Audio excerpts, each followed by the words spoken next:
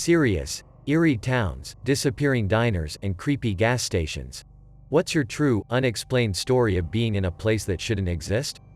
Please like and subscribe to support this channel. Stayed at a hotel in a small town about 1.5 hours outside of Roswell, New Mexico. We had made a 500-mile drive that day, and were eager to stop. It was about 10 p.m. when we pulled up to this hotel my dad had booked the night before. It was gothic looking, without the stained glass.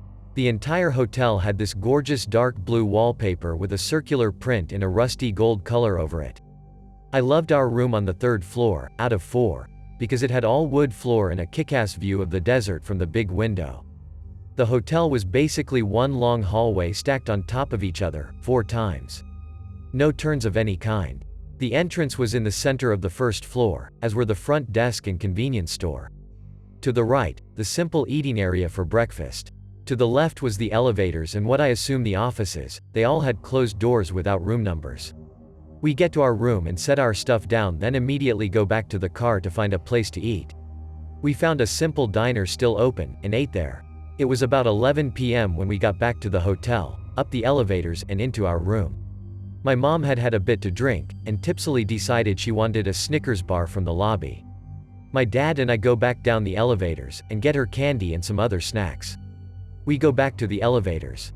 After waiting about 2 minutes and not having either of the elevators come down, I'm about to go look for some stairs when my dad notices an elevator at the far left end of the hotel.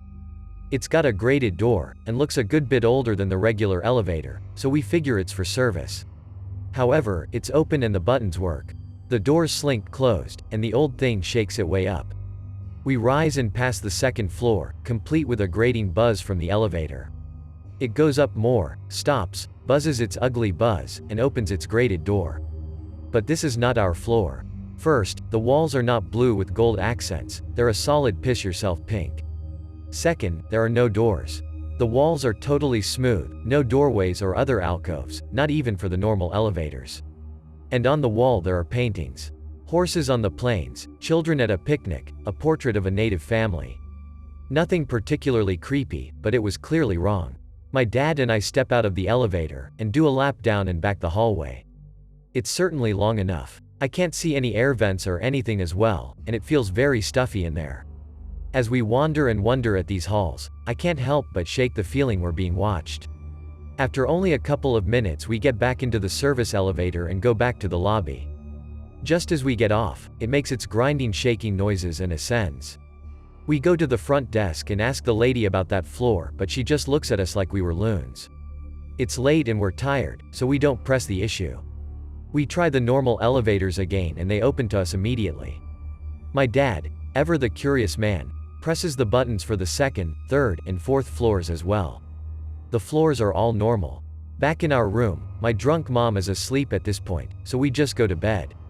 The next day as we pull out of the lot I noticed that the building had 3 rows of windows along the upper 3 floors, as expected since those were the actual rooms. The 1st floor had some longer windows, but they were all the same height. There was no way for that secret pink hall to fit in between any of those floors. Story time. So back when I was younger I was a terrible kid. To deal with being just totally unmanageable as well as being a child of 2 narcissists, the decision was made that I would work on a huge ranch deep into the sticks of Arizona. Should be noted I was a pretty accomplished equestrian rider at this time, so ranching wasn't really out of the realm of what I could do. There were some actually really good things to come of this, but I digress. On cattle drives it was not unusual to stumble upon houses, encampments and even whole towns, and also in the middle of nowhere. These all had their own movie-like situations that came out of them, but one in particular I will never forget.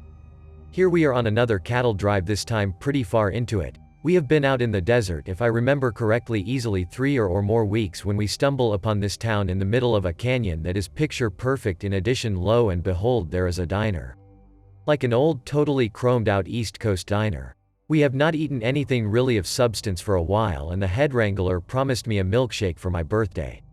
I was beyond stoked, if not a little weirded out, but honestly after you spend enough time in wilderness of the US nothing really surprised me. So we leave behind some of our mates to watch the cattle who are resting in the shade after getting over this rocky wash, and hike into the canyon to go to the diner.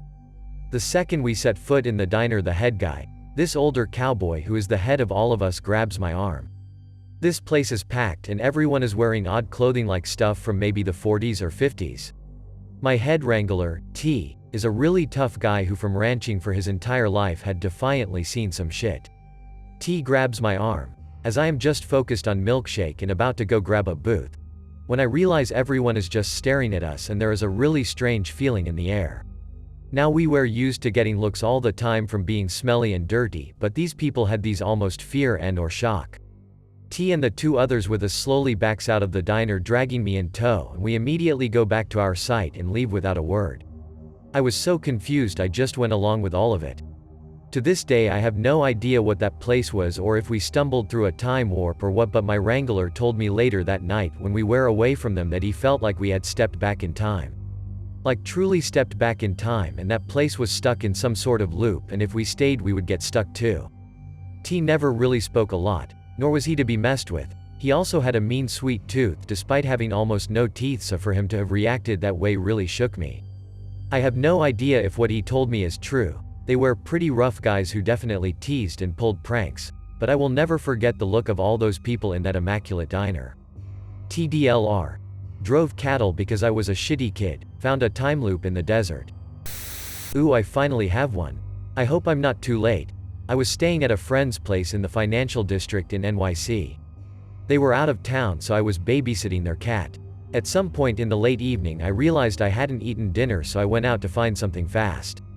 Hurricane Sandy had recently come through, so many shops and restaurants were still closed and in recovery mode, so my search turned up nothing of interest. On my way back to the apartment to order delivery, I walked by a place with a woman standing outside and she said, "Free pizza." Now I'm not one to ever turn away from those words, so I turned to her and she repeated the phrase while opening the door to a small pizzeria. I went inside and sure enough there was free pizza. I ended up getting 2 large slices and headed back home for the night, stopping to give one to the doorman at the apartment complex. The next day I walked the entirety of the financial district and found absolutely no trace of this pizzeria. To this day I still call it my ghost pizza story. Once I was walking through the woods with a friend of mine and we were just messing around, telling jokes and climbing on trees. After about a half a mile out we found a small shed. We had no idea who owned it, so like idiots we went inside. It was pretty dark since it was under a couple of huge trees and also early in the morning, so we had to turn on our lights on our phones.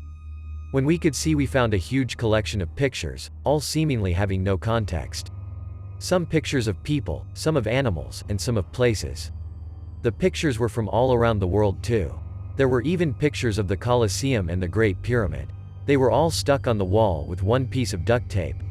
But then we started to notice some weirder photos. We saw a photo of Eric Harris, the one from the security camera in the lunchroom, and naked man with a bull hat on. Then we noticed in the corner of the shack was a camera that most likely shot most of these pictures. We didn't want to steal anything, so we left.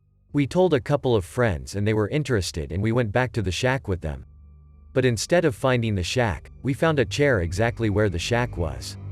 There was a picture of the shack on the chair, and that's all we could find. I never found out who owned the shack and where it went.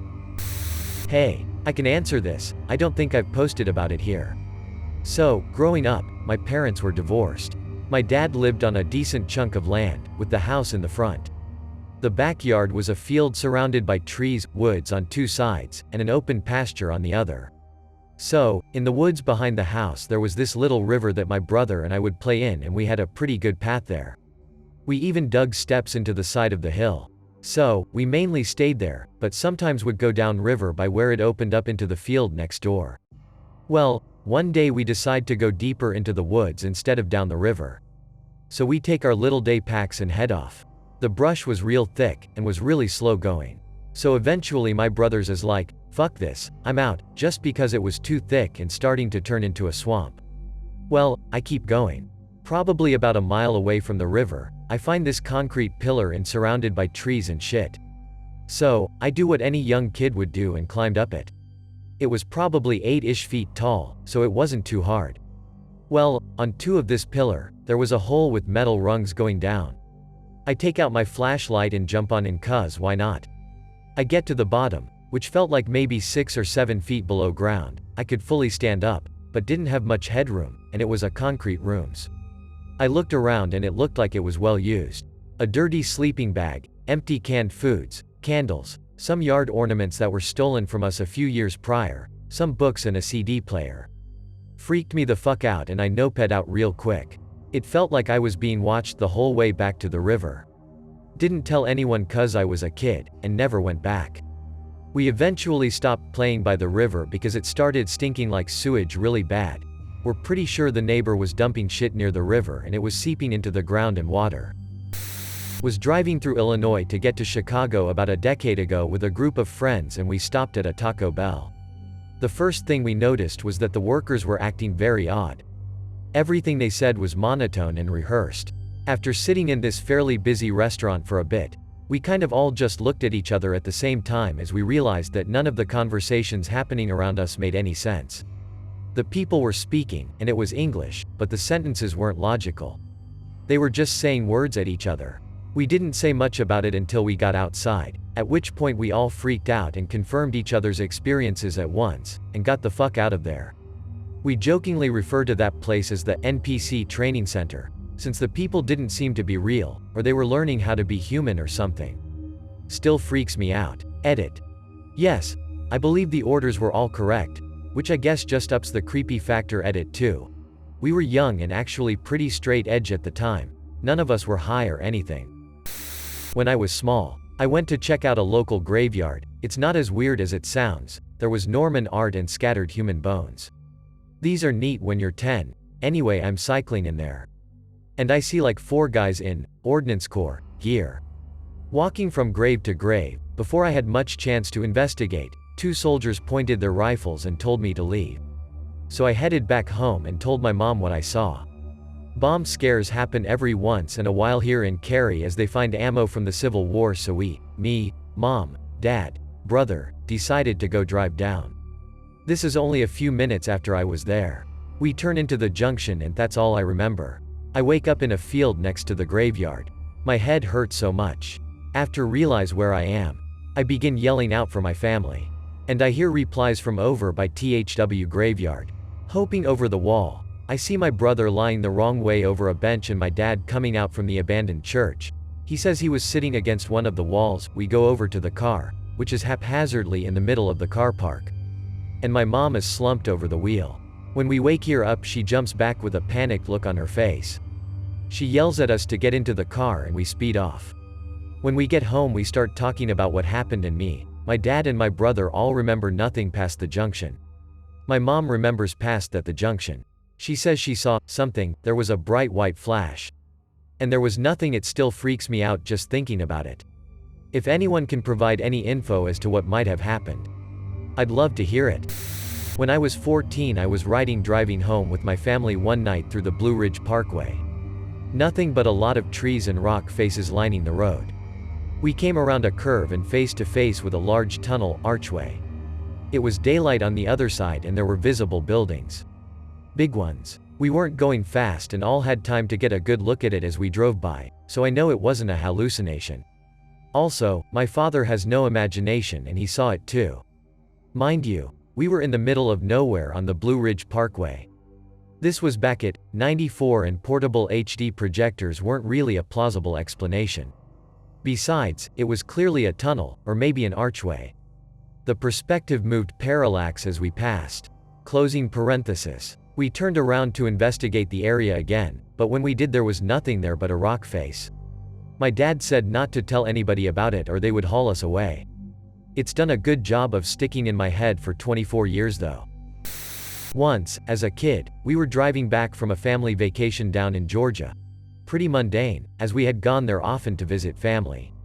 We had been driving for a while and it was about time to pull over for a food and bathroom break. The next exit had plenty of stores on the interstate sign, so we got off to check it out.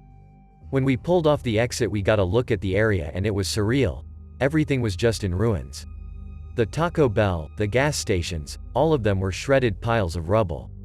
Also, there wasn't another soul around, aside from a couple cars that had the same thought as us. The last few days there had been some bad storms, so we assumed a tornado had rolled through, but still, it was crazy to see. We were just kind of in awe for a few minutes. I had never seen devastation like that up close in person. I posted this a couple years ago on another thread. I was a vehicle mechanic in the Army Reserves when I was younger. On one overnight drill, we drove a convoy of trucks from Baltimore to Fort A.P. Hill, VA on the old state highways. Things started out pretty normally, but as we were driving, the convoy gradually starts slowing down, and after a while the whole line of trucks has slowed to a crawl. We pulled off the road and the guy in the lead truck tells us his 5-ton won't accelerate at all. We switch trucks and sure enough, it won't go above 5 miles per hour. I dropped the truck out of the convoy and my motor sergeant stayed with me in a pickup truck. About a 1/2 hour later we happen across an old gas station and decide that we are not going anywhere fast, so we will park the truck there. I was to remain with the truck until they could come back later and transfer everything to another one. So off drives my motor sergeant and I am out in the middle of southern Bumfuck, Maryland with nobody around. It starts getting dark and I see the lights are on and the restaurant is open at the gas station and I am hungry as hell, so in I go. I sit down in a booth by the window where I can keep an eye on the truck, and a lady comes and asks me what I want to eat. I ask if I can have a menu and she says she doesn't have one, but they have fried chicken and mashed potatoes, and that sounded pretty good to me, so I order it. I was starving hungry and it was the best damn fried chicken I have ever eaten. I finish, get the bill, leave my money on the table and walked back out to the truck. I stayed awake for a while, but eventually I laid down across the seat and slept a few hours. Now about 2 or 3 o'clock in the morning, another truck shows up with a bunch of guys and we start transferring gear to the other 5-ton. One of the guys says, "You must be starving," and I say, "No, I ate at the restaurant." Well, this guy gives me the strangest look and says, "You didn't eat at that restaurant. Look at it." Well, it's the middle of the night and I can't see the building that well, and I just told him he was crazy and we leave. I slept a couple hours and then we had to go back in the morning to deal with this broke down truck, and that's when I had a WTF moment. All the windows to this station are boarded up and the place looks like it had been abandoned for 20 years. At this point I am seriously weirded out, so I go over and peek through the glass on the door, which was uncovered. My fucking money was still sitting on the table. I couldn't get away from that place fast enough. I'm late to this, but perhaps someone will see this. I got engaged to my, now, wife some 20 years ago, and I decided to wear a traditional Chinese silk jacket for my wedding. Problem is, at the time I was living in rural Yorkshire, England, and these were not easy to find, nor was it yet possible to buy them over the internet and have them shipped to me. I spent a few months trying to find places that sold them in big cities nearby, but without much success. Then, whilst on a shopping trip into my nearby town, we walked past a shop that only sold these Chinese jackets, nothing else. It was owned by a Chinese couple, which was remarkable as virtually no Chinese people lived in the area, and I couldn't begin to imagine what their target market was. They stocked exactly the jacket I was looking for, in my size, and I bought it on the spot, and wore it to my wedding. Next time I was in town I looked for the shop, but couldn't find it. Presumably it shut down, because who else was buying Chinese silk jackets in a town without Chinese people? In northeastern Ohio, 23,000 acres are devoted to the Cuyahoga Valley National Park. One fine hot humid Ohio day some decades ago, before cell phones and GPS, etc., I went out for a day hike and got caught in a huge thunderstorm. I was soaked to the bone and more than a little unhappy, but in order to get somewhere reasonably dry I started looking for the next closest road. I had been hiking the park for years, but I had gotten all turned around and couldn't get my sense of position no matter what I did. Bear in mind, you don't have to go too far in those hills to be completely surrounded by a lush, verdant and isolating forest. That's where I was, and it was still raining. I came up along a fence and started to follow it. It brought me out to a road lined with houses in disrepair. Yards overgrown. No people. No traffic. Trees growing out of storm drains, utility poles falling over, power lines disconnected and down. In retrospect, it looked like something out of The Walking Dead if the zombies stopped mowing yards. It took me about 20 minutes to find the end of the street where it terminated into a maintained area and then into a small town that I recognized, but that was a creepy 20 minutes. Epilogue. All around and throughout the park are disused houses purchased by the federal government when the occupants died or moved. In this case it was an entire street blocked off, abandoned, and neglected. Closing parenthesis. By my hometown there was a hiking trail that people went to very infrequently. It was along the side of the Niagara Escarpment, so it had some climbable cliffs, and some very shallow caves that you could crawl around on. I went with some friends when I was 19/20 and we were crawling around and found a cave that went pretty deep. We had never been in there before, had never even seen it before. So we pushed forward and decided to check it out even though we had no flashlights, and this was when cell phones didn't really have a flashlight function. We stepped into the cave and it was easily 20 to 30 degrees cooler than outside. Upon looking around with which light we had, we noticed it was really clean inside the cave, as in it didn't have beer cans littered everywhere like all the other small caves did. While in there we got a really eerie feeling after being in there shortly. Hearing weird and strange things. Feeling like we were being touched, poked and pulled, and not having any way to figure out who was doing it because it was too dark. We were just using lighters to see what was around us. We were convinced one of us was messing with the others. Although anytime we sparked up a lighter, we were all decently far apart. We decided to hightail it out of there after only a few minutes, convinced to come back with flashlights. We came out to see that it was now dusk outside. When we entered it was midday. Somehow we had lost roughly 3 hours inside of this cave. We went back with flashlights the next week, but have never been able to find this cave again. I was on the bus home from high school, and I fell asleep. Usually, I'd wake up around 5 minutes before my stop, but not on this day. I woke up around 7 kilometers too far. I decided to just stay in the bus and hop off when it came back.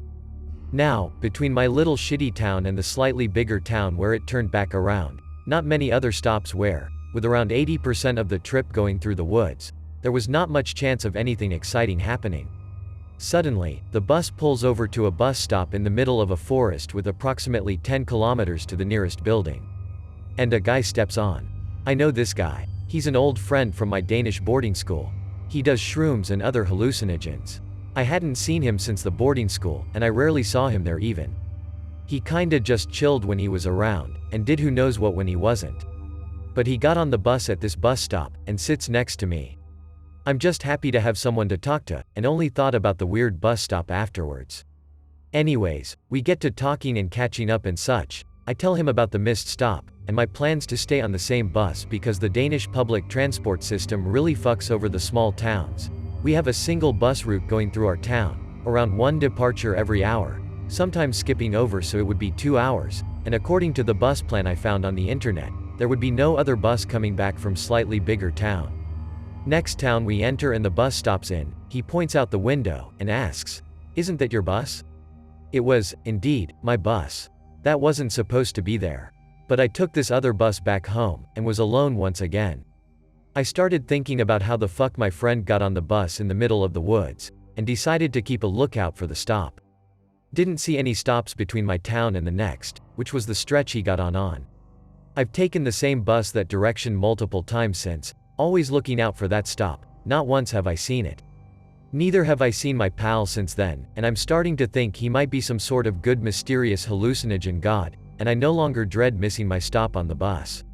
Or anything else really. Back at the boarding school, he always seemed to appear right when someone needed some help with anything at all, or when they just needed someone to listen or talk to. One night in rural Georgia I found what seemed like an alternate reality. It wasn't creepy at the time, but over the years I've started to get creeped out by how unusual that night was. It was late at night and I was driving home from the Atlanta airport. Along the way I got hungry and decided to pull off at an exit that had a Waffle House. I don't even remember the name on the exit or what town this was in, but it was in western Georgia, maybe an hour or so from Atlanta. For those that don't know, nearly every Waffle House is the same. Same building set up, same menu, same food, and even the servers all seem cut from the same cloth. They're no-nonsense people, and often seem a little rough around the edges, in a good way. Waffle House is a reassuring constant in an ever-changing world. But not this Waffle House. You could tell the difference from the moment you pull into the parking lot. The building was bigger than usual, mostly windows, and lit up the area like a beacon. I go inside what can only be described as the cleanest Waffle House I've ever seen. It practically glowed. Instead of just booze along the wall, they had actual dining tables, and the kitchen was behind a wall. Normally you can watch the cooks prepare the food just feet from the booth. There didn't seem to be any other customers either, which is practically unheard of. Everyone goes to Waffle House, especially late at night after drinking. An attractive and incredibly pleasant woman bustled up and took my order, but otherwise left me alone in this bright restaurant that should have been filling up with people. She brought back my order, and it was probably the best damn waffle I've ever had. I finished eating, paid, then got back on the road home. To this day I haven't met anyone else that knows about the mythical shining Waffle House on a hill, and I'm pretty sure it was something out of an alternate universe.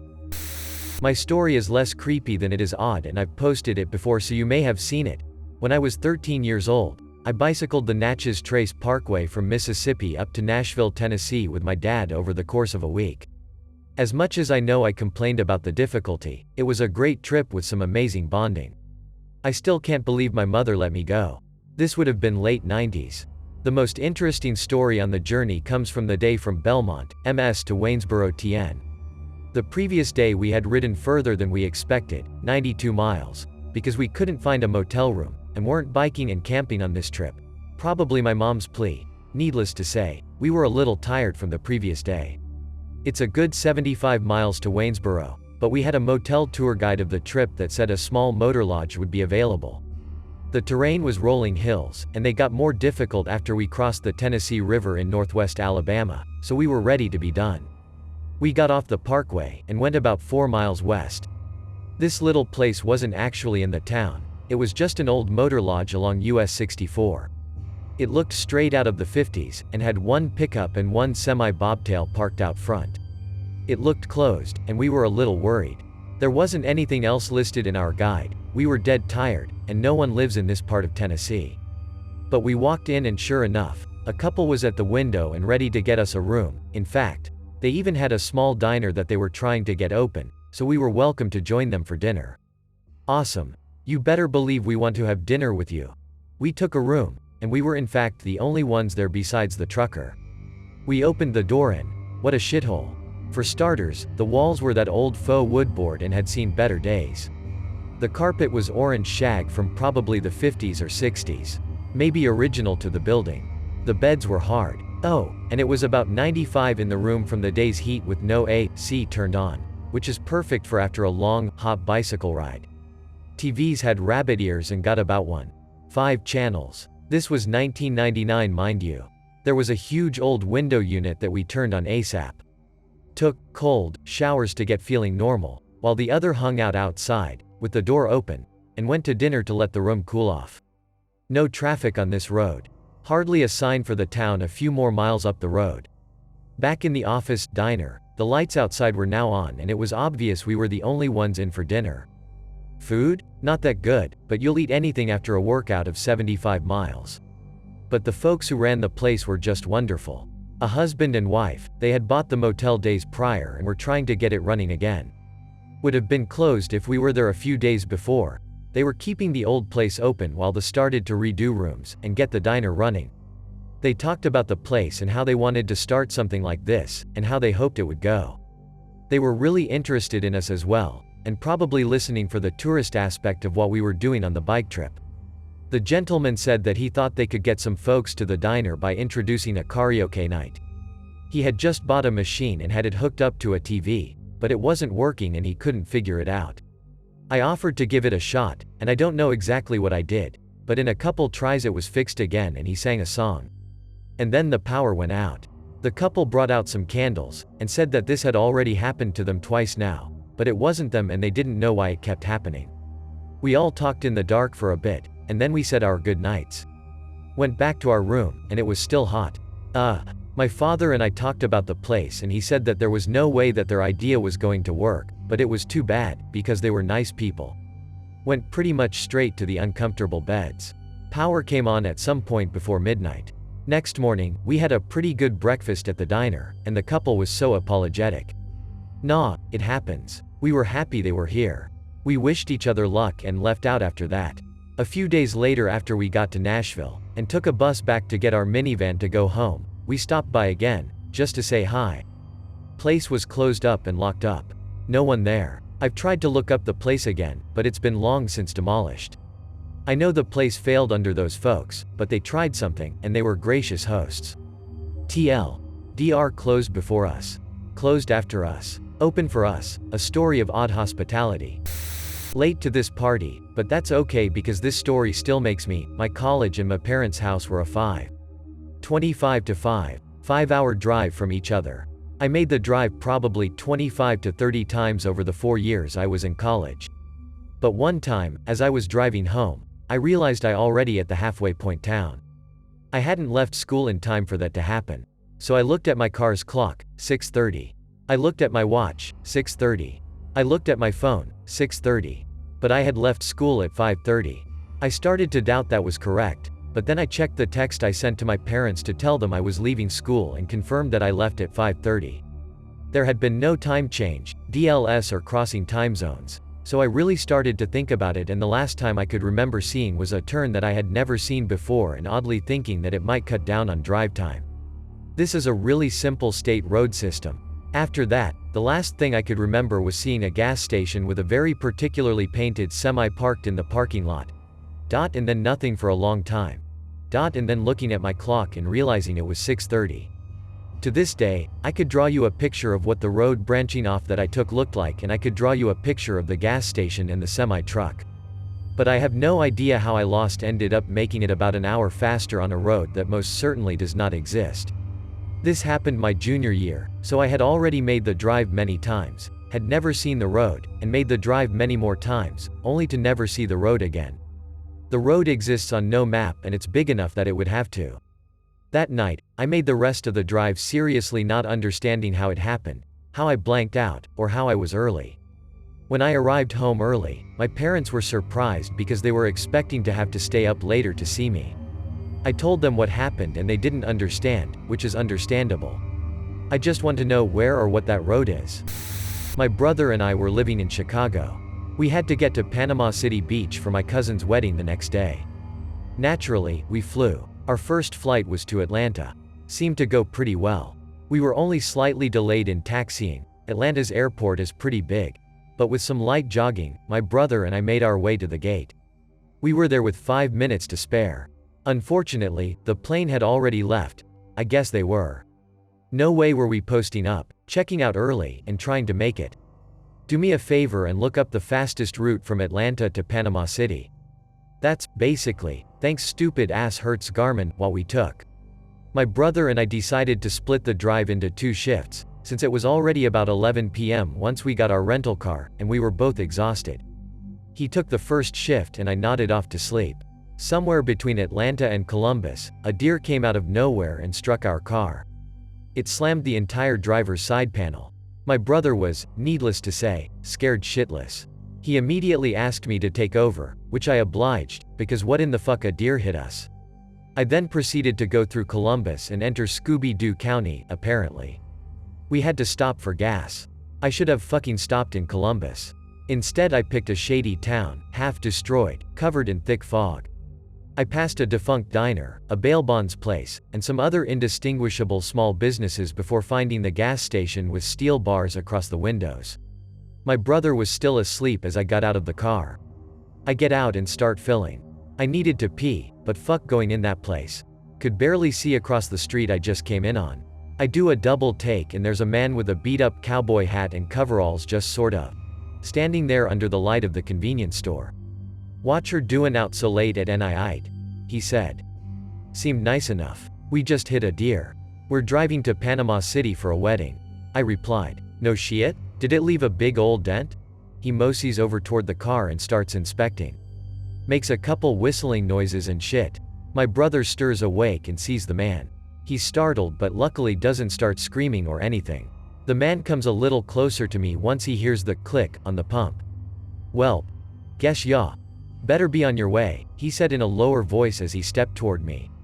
"Cuz if you get lost out here. Nobody gone, find you on a map." "Why hear me, son?" Seeing someone post about Centralia reminded me how closely surrounded I can by all of this leftover mining stuff in Pennsylvania. For example, Concrete City.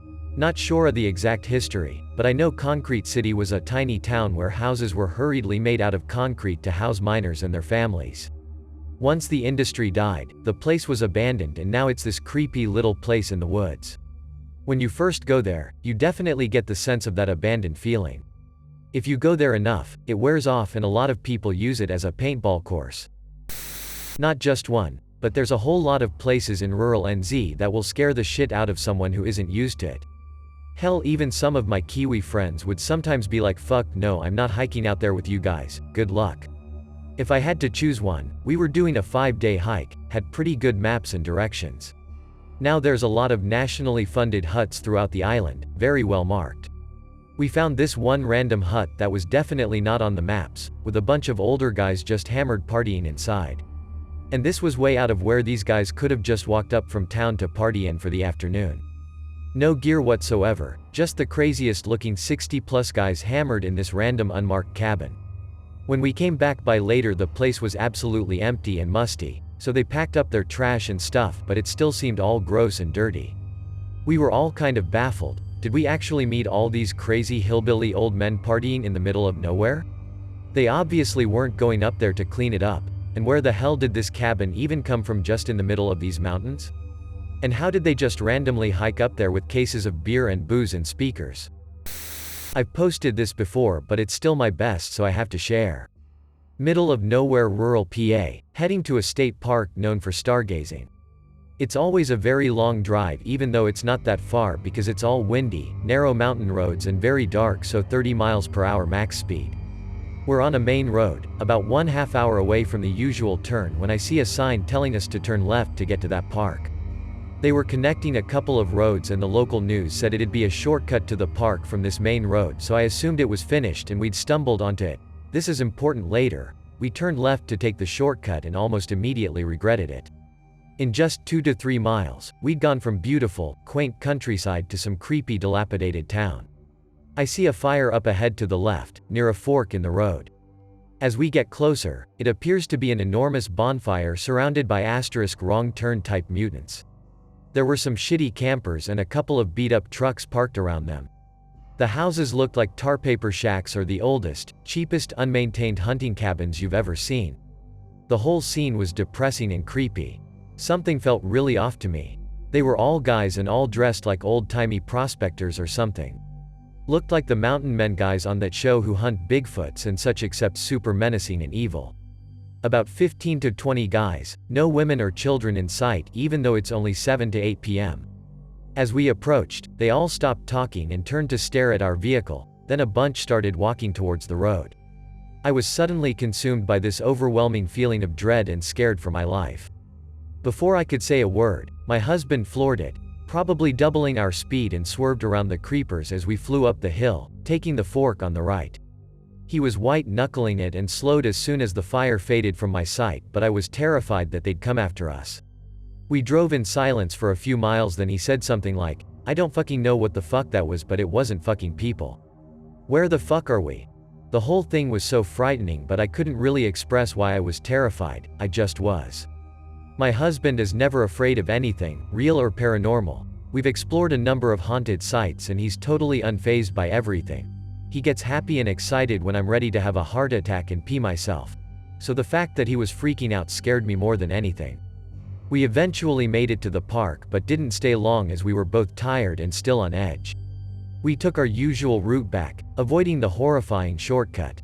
We talked about it all night but really couldn't figure out what was going on there that scared us so much, just that those weren't people and the place itself seemed wrong and evil. He put it best when he said, "Those hillbilly mutants looked like they'd eat you and rape me." So once the sun was up in the morning, we decided to go back and check it out in the daylight. We took the same major road and made the same left turn at the same sign for the state park. We were in a small town that looked nothing like what we'd seen the night before. There was a little gas station and a tiny market on the right and some small but neat houses on the left. We eventually came to the fork in the road, but the field to the left where we saw the weirdos and the fire and everything was mostly a pond. The woods we had seen behind them were a couple of warehouses. We checked maps, drove around for hours and talked to locals, but there was no other turnoff of the main road pointing towards the state park except for that turn and the one much further ahead that we normally used. That was more than 10 years ago and I still have no idea where the hell we really went that night. A couple years ago a buddy and I got turned around on a side road in rural North Missouri. I had no service for GPS and it was pouring rain, so I headed south toward my destination, hoping to run into a main highway. We ended up coming into the town of Skidmore, Mo. It's a tiny town in the middle of nothing, but there's something dark about that place. Infamously, in the 80s, a man known as the town bully was killed in broad daylight in the middle of town there. Not one person spoke up about who killed him, and it's never been solved despite many witnesses. There's also been disappearances, and a brutal crime a few years ago involving a baby being cut out of a woman's womb. Keep in mind, this is a town of only 270 people. As we drove down the main drag, several people gave us a blank but intimidating stare, completely unnerving. Once we got out of the town, my buddy mentioned he'd had a sense of impending doom or danger as we drove through. Weirdly enough, I'd been feeling the same way. I'd never had such a persistent gut feeling of danger like that before. We agreed to never ever fucking go through Skidmore again. There's something seriously evil about that town. It shouldn't exist. Many years ago, my family and I moved from California to Nebraska. I was still a young kid, probably 5 to 6 years old. We were driving through Nevada and shortly after Las Vegas, and we needed to stop and fuel up. We stopped at your typical old school gas station that rings when you pull up to the pump. I don't remember it that well, but my dad told me it looked normal. He got out to stretch while my mom went inside to pay for gas. My mom said that when she walked in, the gas station had quite a few people inside, despite us being the only car there. When she walked up to the counter to pay for gas, everyone turned to her and the lights went out. She ran outside where my dad witnessed everything and helped her into the car, and we sped off down the interstate, not caring whether we ran out of gas or not. To this day, my mom says that's one of her scariest encounters because she can't explain nor figure out exactly what was going on. And yes, we found a better gas station down the road and made it to Nebraska.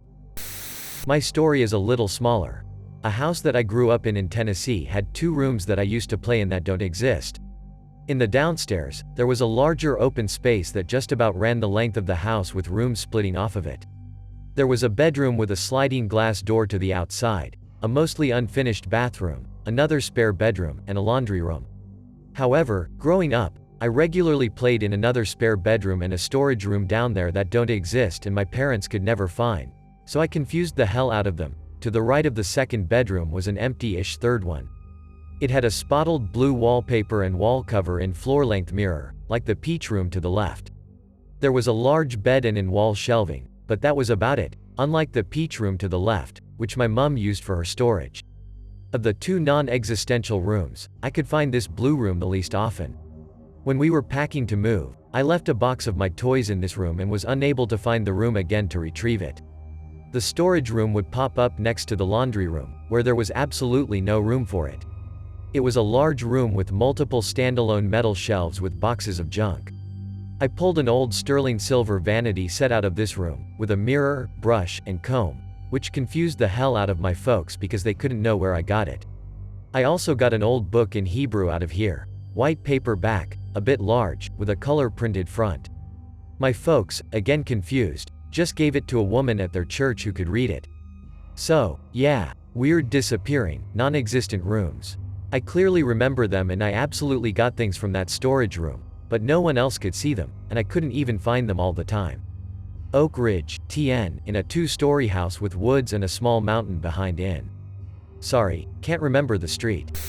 My grandparents had a big farm when I was growing up and all of the grandkids would help work it over the summer when we were out of school.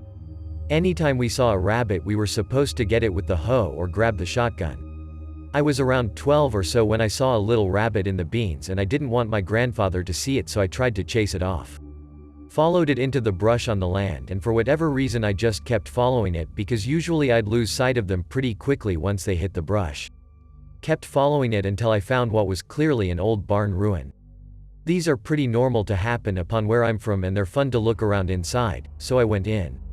It was weirdly kept up really well with antique tools in great shape and fresh hay. I worried I had crossed into our neighbor's property, so I hightailed it out of there.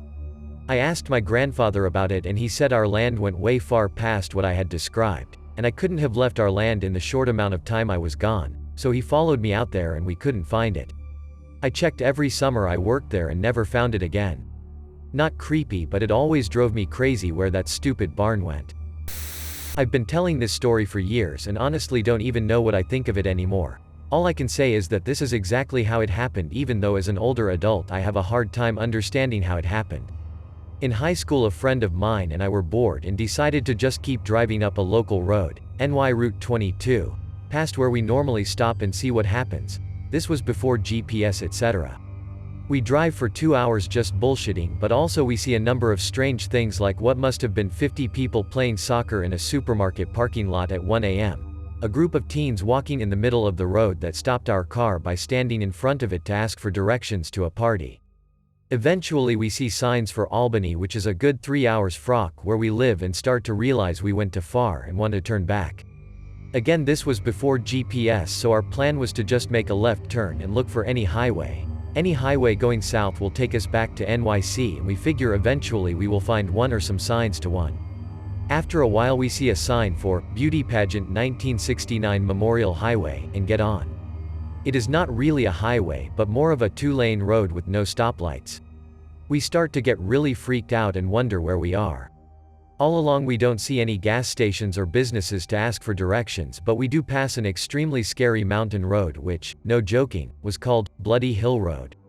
We were freaking out. We keep cruising along and I see an old 80s red Toyota Celica pulled over on the side of the highway, and I laugh to my friend, "At least we have it better than that guy, he's broken down." We drive past the car and immediately the lights come on and it pulls out after us. Based on the make, model, I assumed it was not a cop and was following us. I tried to drive fast to get away, but no matter how fast we drove it always kept up. Sometimes it would pull up next to us and just drive how we were driving. If I slowed down to let it go ahead, it slowed down too. Eventually I drive as fast as I can and put my signal on to turn left, but pull a hard right off to make a turn, drive down the ride and kill the lights and wait. We wait a few minutes and the Celica is not there. We turn around and get directly back on the highway the way we came on, but after a few minutes things start to look similar, like we passed them before.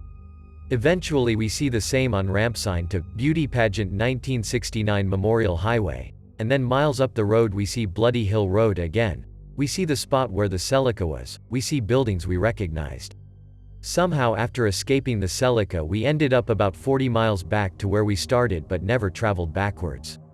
Eventually we got home and got a map, and according to the map we were on the Taconic, a major highway the whole time. We have never found Beauty Pageant 1969 Memorial Highway listed as a road in NY anywhere. I don't know what happened. I wouldn't believe this story if I told myself today, but all I can say is this is exactly how I remember it. My parents and my little sister were on a family vacation in the American West, Southwest. Basically, they drove from Missouri to Yellowstone, then south to the Grand Canyon over a couple of weeks one summer. On their way home, in West Texas, I think, they decided to stop for the night and found a small motel in a small town. They checked in and observed the motel clerk was dismissive to the point of being rude. The gas station and store are still open, so they go over to gas up the car and grab some snacks. The gas station cashier is very rude. They ask, "Is there anywhere to eat breakfast in town?" "No. No place to eat." "Where is the closest place to get breakfast?" "No place. No breakfast places. Not a Denny's or a truck stop. No fucking place to get breakfast." Okay. Everyone they encountered in this town was weirdly rude and looked at my parents and sister as if they might bite. Mom swore up and down the whole town was a drug-running front or under witness protection. Telling this story, they retraced their driving route, but could not find this town on a map. Not on any map. Not online, not Google Earth, not in a road atlas. They know where they started that morning and how far they drove, but there's no town listed. When I was a kid, we would go to my grandparents' summer camp on the Hudson River, a little upriver from Waterford and downriver from the GE plant. They had about 15 other families as neighbors, and all of us kids would ride bikes and play tag, and occasionally go swimming. They had been dumping PCBs in the river for a long time, with the blessing of the New York state government, so when they got caught, they were forced to buy up some of the land around the plant, which included the lot where my grandparents had set up camp every summer. They found another lot a little south of their original spot, and occasionally, we would hike through the woods to the original spot. Where once we had played, and laughed, and swam. It was ******. Even surrounded by trees and upstate NY wildlife, It was like some primordial vampire had leached the summer energy from all 16 cabins and trailers. It was spooky as fuck. I'm kind of hitting the borderline of relevance with this story, but I'm going to tell it anyway. Back in the day, my dad had a company that rented out 4x4 vehicles to foreigners who wanted to explore rural Africa. These cars were kitted out for off-roading and rarely broke down. But this time one did. My dad had to retrieve the vehicle as he's done a few times before, and since we lived in the neighboring country, it wasn't more than a 20-hour drive. We live in Cape Town, South Africa, and the vehicle broke down in Namibia. To my delight, my dad was setting off to retrieve this 4x4 in the upcoming school holiday and asked me to join him. I should add that I was about 16 at the time and ghost stories never really got to me. So we set off on our long journey and the trip goes smoothly as planned. We get to the collection point, hook up the broken down 4x4 to ours and off we go, no problems at all, until it turned dark. Now I know Namibia quite well. It has some well-known ghost stories, ghost towns and other eerie occurrences have been reported, but in my mind that was just fantasy. Fast forward to about 2:30 a.m., remember kids, nothing good ever happens after 2 a.m., and my dad wakes me up with noticeable uneasiness in his voice. He asked me to look in the rear view mirror and tell me what I see. I looked in the mirror and noticed two dim headlights almost on our rear bumper that appeared to be bouncing around a bit. My dad told me he wanted to make sure I see it too, and it isn't just his tired eyes playing tricks on him. I looked around and the area we were in was terrifying to say the least. We were surrounded by hills, but because of the lack of light it was just pure blackness against the night sky, covered in leafless trees with pointy sharp branches all over. I asked my dad where we were and he simply said that he doesn't know, he's just been following the GPS, and asked me to look if there were any towns near. There wasn't, not for more than 300 kilometers. He pointed back at the mirror and said, "Look." He then proceeded to shift over the center of the road to the other lane and the lights followed suit without hesitation, as if they were tied to us. I asked my dad what it was and he said that he thinks it's a truck. Now that in itself is not totally uncommon on these long cross-country roads, but something about this just seemed off. I mentioned to my dad that the truck may simply want to pass us. We are pulling quite a bit of weight, so we are way under the speed limit at this point and he could be impatient. Dad decides to slow down to 60 kilometers per hour and moves into the yellow line in an attempt to get this truck to pass. Nope, truck slows down too. Okay, let's take it down a notch. Dad slows down to 40 kilometers per hour. Nope, same result. We had to drop down to a speed of 20 kilometers per hour for this truck to start overtaking us. And then it did. We heard a groan and the grinding of gears and what seemed like an eternity till this truck started pulling up next to us. Now keep in mind these are quite windy roads with hills, so overtaking isn't recommended, especially not that slow, but this truck took its sweet time until it was right next to us. It was one of those car hauling trucks that has two levels that it can carry cars on. It had chains all over the sides that were slowly clinging and clanging through the night. The back of the truck where the cars get loaded appeared bent out of shape and the metal was rusted and held together by pieces of wood, and loose torn pieces of fabric were blowing in the wind. I was terrified. I shifted my attention to the cabin, black as the sky that night and no driver in sight. I'm not making this up, we saw nobody. The truck pulled in front of us with a groan and it didn't seem like it could speed up anymore. Now we were behind this terrifying mess of a vehicle and my dad started getting impatient. We started overtaking the truck and checked again for life inside the cabin as we passed. Nothing. Once we were in front of the truck I noticed the headlights getting ever dimmer and dimmer, and when we picked up speed so did it. The lights kept dimming until there was but a spark left. This is where I got convinced something supernatural was going on. We were driving on a hillside and a bend was coming up, not a tight one, but if missed one would go straight off the road and down the hill as there were no barriers. We go around the bend slowly, considering our heavy load, and the truck just goes straight without hesitation. We both saw it drive straight off the road and down the hill, where at the bottom it finally got to a stop and all the lights died.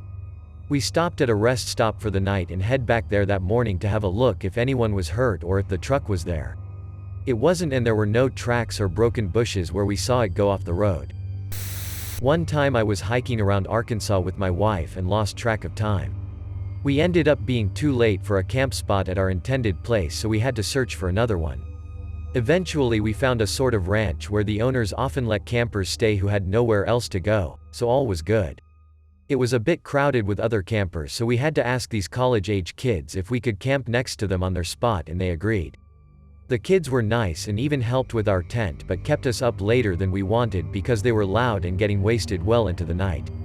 Anyway, we wake up in the morning and I'm just eating breakfast and getting ready and stuff when out of my eye, I noticed someone coming out of our neighbor's tent, but I didn't recognize her. It was a woman who was much older than the kids from last night, followed by her small daughter. The college kids from last night weren't there, but the actual stuff was the same. It was still their tent, their chairs, their car, same everything except for the people. It was really surreal. Everything was literally the same about our neighbors, except instead of them being 4 college kids, they had been replaced by an older family of 3. Centralia, PA, the whole town and interstate was removed in 1962. To accommodate an enormous underground coal mine fire that's still burning today. The whole neighborhood grid, weirdly, I don't remember if there's houses still or not, and highway is still there, and there's still smoke coming up through cracks in the street. The whole dystopian vibe that always accompanies an abandoned town, plus wondering if I'd fall through a hole in the street into some literal hellscape below, was plenty for me. Walked around for an hour or so and then hightailed it out of there. Not creepy, just weird to me. A music store seemed to just show up in my town. I'd lived here 3 years and never saw it. Went in, and the guy had one bass guitar in the store. Me, being a bassist, played it and fell in love. Bought it, and then the next week when I was in town, the store was totally empty, and looked like it hasn't been open in a long time. Got a new bass out of it though, so I'm cool with it being a spooky ghost store. When I was 7, all potential credibility has just been abandoned, I'm sure. I rode my bike into a tunnel under a 2-lane road. When I emerged, I was in a desert. The path was still there, it went straight off into the desert. There were a few cactus plants, it was hot and sunny. I quickly turned around and went back through the tunnel and emerged into my own hometown park, where it was late afternoon with lots of West Coast trees and it was November. I looked through the tunnel and could see the other side of the park with no cactus, just normal trees. A few years ago, I was driving home from Florida to Pennsylvania with 3 of my friends. It was late, probably sometime between 1 to 3 a.m., and we were somewhere in North Carolina. We needed gas soon, so we agreed to take the next exit off the highway that had a gas station. The second I took the exit, it was pitch black. There were no street lights along the exit ramp or on the roads up ahead. The only lights in the area came from my headlights and the lights from 95 behind us. The sheer darkness was enough to creep me out, especially because my vision isn't the best to begin with but really sucks when it's dark, but we really needed gas, so we pressed on. While driving to the gas station, the only building we saw was a massive, old-looking church. We drove by a sign informing us that we were in a town, but there were no businesses or houses other than the church. When we finally got to the gas station, we saw an assortment of giant farm animal statues outside the building, standing tall and barely illuminated. They weren't fenced off, and there were no signs explaining why they were there, so if it's considered an attraction, it's a confusing one at best. However, the weirdest thing happened inside the gas station. With me on this trip was one other girl and 2 guys. We had all been friends for years, and our dynamic includes making fun of each other a lot, but never deliberately messing with each other's heads. At this point in our trip, we were all tired and eager to get home. The gas station itself was huge on the inside, filled to the brim with shelves, all of which were jam-packed with an assortment of junk food and junk items. In hindsight, this seems weird given how empty the town was, but at the time we were all distracted by just how much stuff this gas station held. The other girl and I went to the restroom while the 2 guys paid for gas. The restroom were hard to get to as there were boxes piled just outside the door, and the sign just had a piece of paper with "Women" scrawled across it in green highlighter. Upon leaving the restroom, we saw one of our friends entering the men's restroom, also marked by a piece of paper with "Men" written in highlighter. He gave us a weird look as he entered, but we shrugged it off and walked towards our other friend, who we could see standing at a shelf a bit away. He was facing away from us, and as we approached, I started to get a bad feeling in my stomach. As we got closer, he turned and gave us the most sinister look I've ever seen.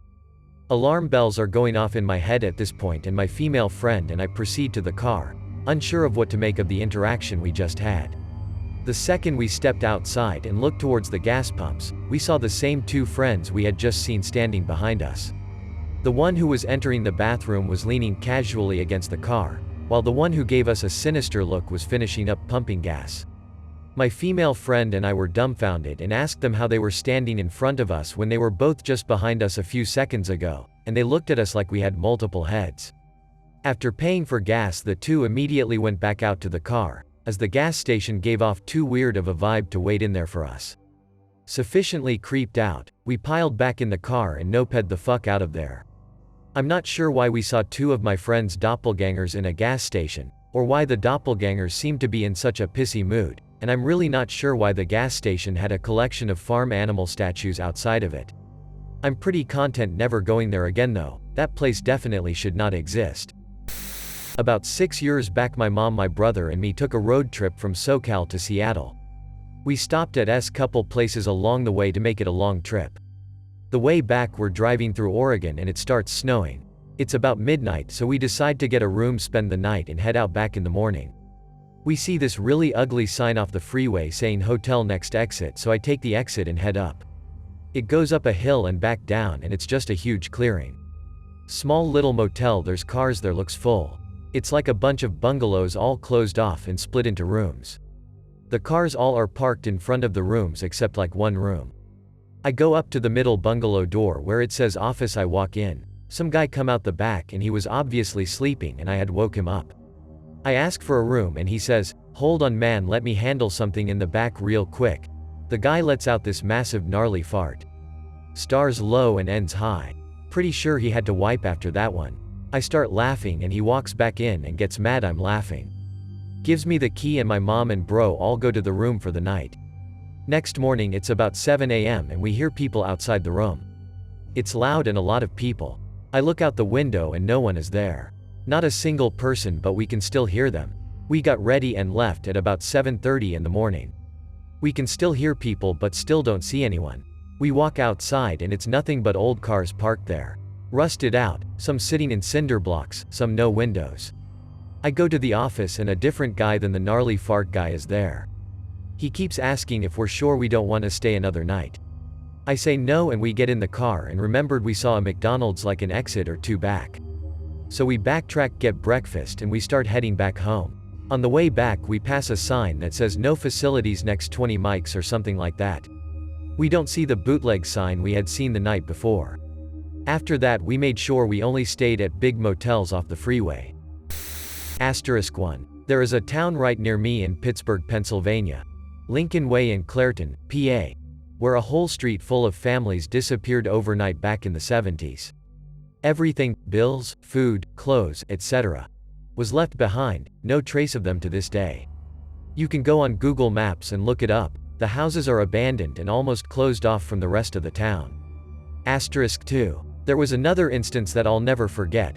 I read it here on a creepiest Google Map places. A man in Canada decided to drive until the highway stopped, sometime in the past couple years. I believe he started in Winnipeg and kept going northwest until he ran out of road. About 1 to 2 hours before he got to that point, he saw a lot of cars parked off the side of the road. Keep in mind that there wasn't a single gas station or store nearby and hasn't seen a house for quite some time.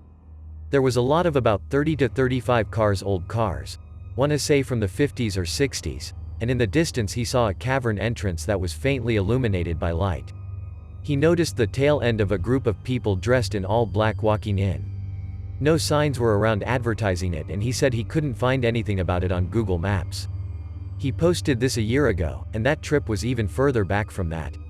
I reached out and tried to get any markers or nearby areas I could do my own research by, but he said he could not remember specifics. Still makes me wonder to this day what was going on there. Every year or two I take a road trip from the Midwest down to the Southwest, usually alone, always passing through Nevada, Arizona, New Mexico, etc. I was cruising through NM, on the loneliest stretch of highway, hadn't seen a car in at least an hour, when I realized I had just about a quarter of a tank left. I went on for about, maybe 20-30 miles when I finally see a gas station. I pull up, pump my gas and decide to head in for snacks and a bathroom break. Now let me describe this place. It's in the middle of nowhere, nothing for miles. Just sand and rocks and cactus. It was a pretty run-down looking gas station, but that's not too much cause for concern considering a lot of the places in the middle of nowhere look like this. It was shanty and made of wood, not like an old Western-style wood, more like a serial killer in the middle of the woods kind of wood, you know, that damp, could break apart if you kicked it kind. Anyway, so I walk in and there is a convenience store side and I guess you can call it, diner side. The first thing I notice is that everyone turned to look at me and definitely knew I was not from around here. There were 4 unbearably grimy men, wife-beater tanks with stains, pants that are dirty, they are tan from the NM sun, just dirty, fat, greasy middle-aged men, sitting at one of the 4 diner tables just staring me down. Shit you not, there was a spit bucket for their tobacco too. It was disgusting. The only other person I saw was the clerk, so I ask where the restroom is. This 6 feet tall, definitely does meth-looking woman doesn't say a word and just points to the hallway. I say thank you and start walking. As soon as my back into these people, I can feel eyes. I get to this hallway which is about 10 to 15 feet long, one overhead light is working fine, one is flickering, and on each wall is 2 giant corkboards filled with missing person flyers. These things went back from the 1980s to the present. It was 2015 at the time, and were mostly women and children. I stopped dead in my tracks maybe 5 feet into this hallway when chills rushed over me and I just stared at all the posters, maybe a solid minute. There were literally hundreds. And then I turned around slowly and walked back toward the exit as calmly as I could. I could feel the eyes of all the unsmiling people as I nervously paced toward the door, while telling the clerk I forgot my wallet in my car, like I needed to explain something. My hands hit the door and I glanced back to see only 3 men sitting at the table now. My heart dropped and total panic kicked in. The second my foot was out the door I ran as fast as I could to the car, got in, and sped off. It was hands down the creepiest, most unnerving gas station or place I have ever been. In the interior of BC I spent a lot of time exploring in the truck.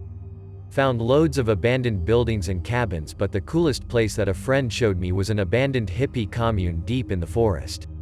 There were some crazy house designs, one looked like an ark, one was approximately 40 feet teepee clad with aluminum. The place was clearly built by people who had very little building experience, but lots of creativity and motivation. There was a lot of weird stuff I found on the property, and I even found a bike that was stolen off me the year prior. I have an Imager album I'll find and link. About 10 years ago, I was on a family road trip to Mount Rushmore. We were driving across the eastern part of the state at night through an area that was all forest hills on either side of the interstate, and as far as I can recall, no cities remotely nearby. We'd been driving for at least a few hours, coming from Wisconsin, and it's absolutely pitch black out there. Well, we're coming up on a stretch where the forest is set back from the highway a bit and you can see hills off about a half-mile away. There, in the middle of absolute nowhere, is this carnival fair set up in the woods. It was on a gentle hillside sloping towards the highway, so you could see everything laid out.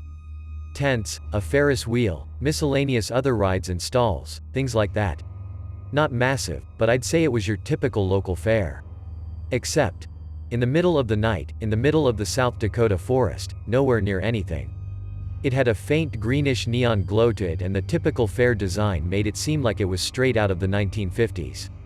I can distinctly remember the Ferris wheel turning. Not too strange, right? I swear on my life, there was not a single person walking around, and not a single car or even a road in sight. Granted, it's possible the access road and parking were in the woods on the opposite side, but I couldn't make out how on earth you'd get there, as I don't think there was even an exit off the highway in that stretch of road. My mom was also awake for this, but just us two.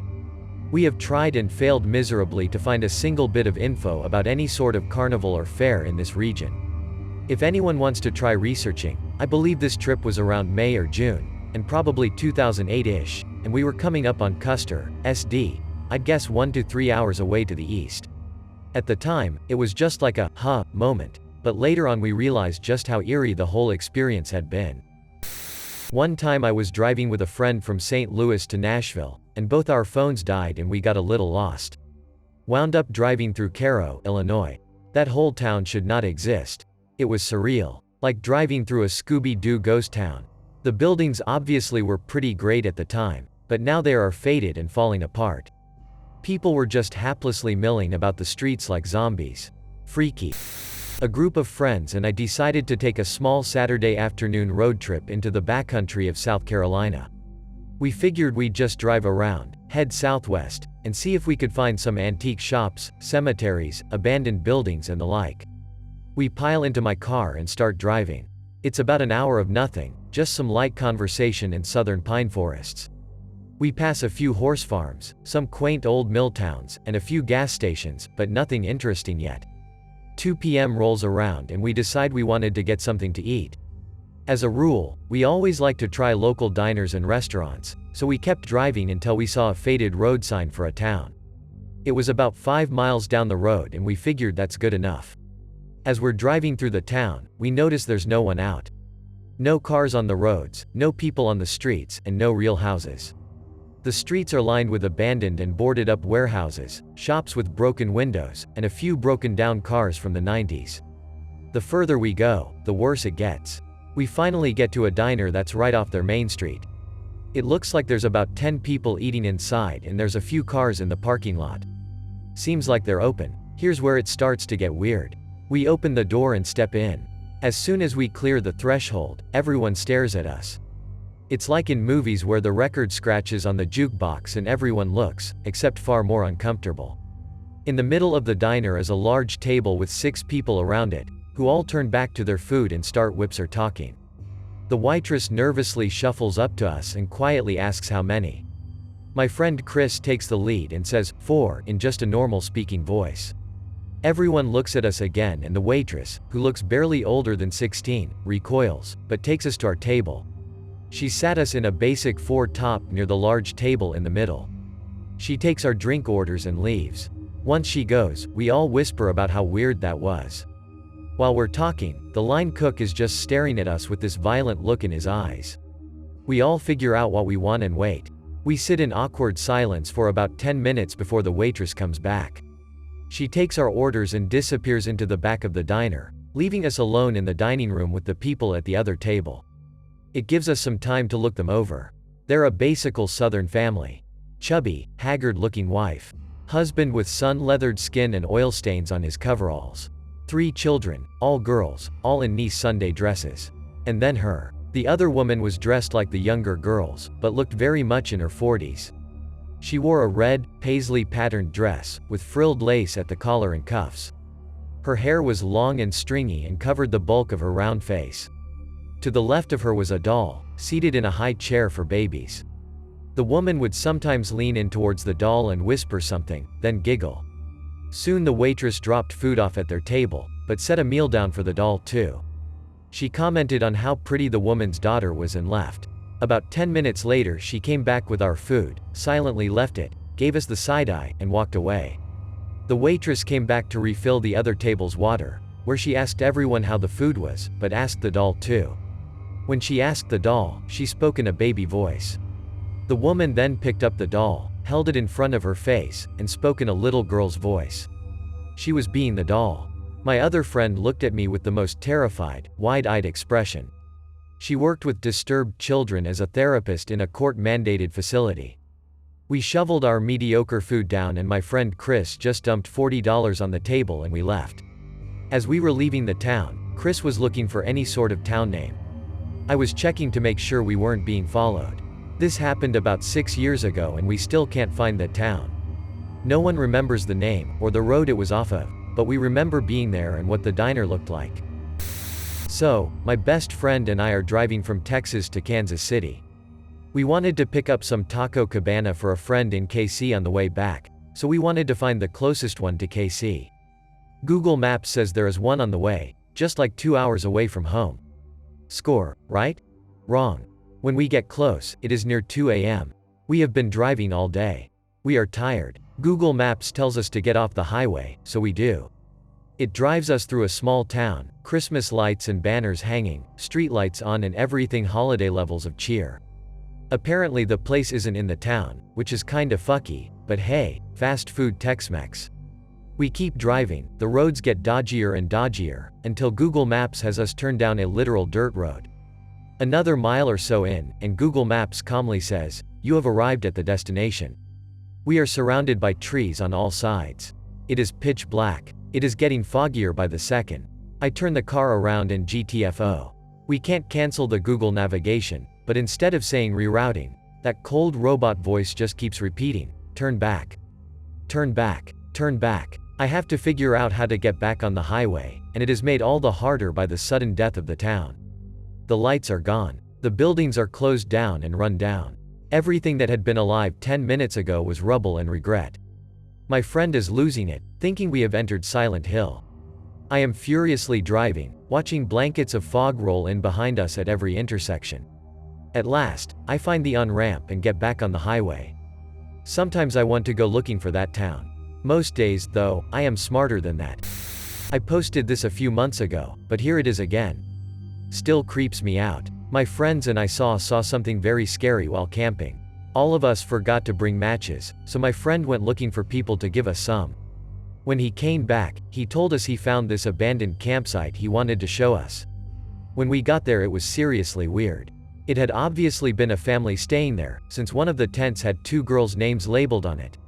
If they left the campsite, they did so in a hurry, since several items were left behind. The creepiest thing was every tent there was slashed open down the middle from top to bottom. If it was a bear or other animal, I thought the cuts wouldn't have been as clean, and there might have been 3 slash marks instead of 1. I'm very glad we left that day. Edit. So I see a few of you have questions. I am currently driving to another city, but I will provide more details as soon as I'm available. This took place when I was 13. No one in my family will acknowledge it happened. The only ones who would cave to my great-grandpa have unfortunately passed away. No one will give me the time of day about it. My family has a cabin in Cook's Forest, Clarion, PA. Cabin was built by my great-granddad, and has expanded a bit over the years, but has a nice little nook at the bottom of a long dirt road off the main road and down a hill. There are a few other properties around, but most are up and off on the dirt road. Only one is down the hill and only halfway at that. It's not modern by any means. No internet, cell service, the TV still has dials you have to twist to get to watch a DVD. It's very rustic and I love it. The property halfway down the hill is visible from any part at the front of our cabin, which is where the kitchen window, parking, porch, and fire pit are. For as long as anyone can remember, it's been this abandoned lot that had what was once a cabin with a concrete basement. The cabin was built on a hill, so half the basement stuck out from the hill, but the remaining part was crumbling. It also was at the fork where we would ride our ATVs to get to the fire break, so even though it could have been creepy, it was a very common and familiar sight. Until one Memorial Day, which is when we opened the cabin after the winter, and a large part of our family would go to the cabin for the long weekend to spend time together. Everyone would usually get there through the early evening, and then all come together for my great-granddad's dinosaur pancakes for breakfast, the highlight of my single-digit to preteen years. So I wake up, expecting to smell pancakes and hear chatter from the older members of my family down in the kitchen, but nothing. I assume I've gotten up too early, and go downstairs to use the bathroom and then go back to sleep. Looking back, the whole upstairs was just mattresses with an aisle between them. I should have noticed that most beds were empty. I get downstairs and see all the adults outside, and I go out to say good morning and demand my T-Rex pancakes. I walk out and see all my family adults in a kind of semicircle facing an older man and a woman I didn't recognize. I assume this is some adult situation, so I go back inside to wake up my cousins, but not before looking at the clock on the microwave and seeing that it's about 3 p.m. Now, I loved the cabin. I'd doodled the cabin itself, 4-wheelers, and the area around it for months leading up to Memorial Day weekend. I was usually up at the ass crack of dawn because I was so damn excited to just be there. Sleeping until 3 p.m. was not in any way normal. I wake my cousins up, and by the time they all mosey downstairs, the adults are all back inside. Everyone is pretty silent, but then great-grandpa fires up the stove and gets us kids excited for Dino cakes, so all seems normal. I was there with one of my aunts and my uncle, no parents, and my aunt is pretty close in age to me and was for sure the cool aunt. So when I saw her pale as a sheet, I went to ask what's wrong. She took me outside and pointed at the aforementioned abandoned and crumbling property. In its place was a sprawling cabin mansion, parking area full of SUVs, and the coolest looking 4-wheelers my 13-year-old self had ever seen. Aunt tells me that the owners had come to say hi. The couple I saw earlier, and invited us over to hang out with their nieces and nephews, as they were having a Memorial Day get-together just like us. Me, Having zero thought besides awesome four-wheelers, almost ran to the house, but my aunt caught me and rather forcefully reminded me of my Dino cakes.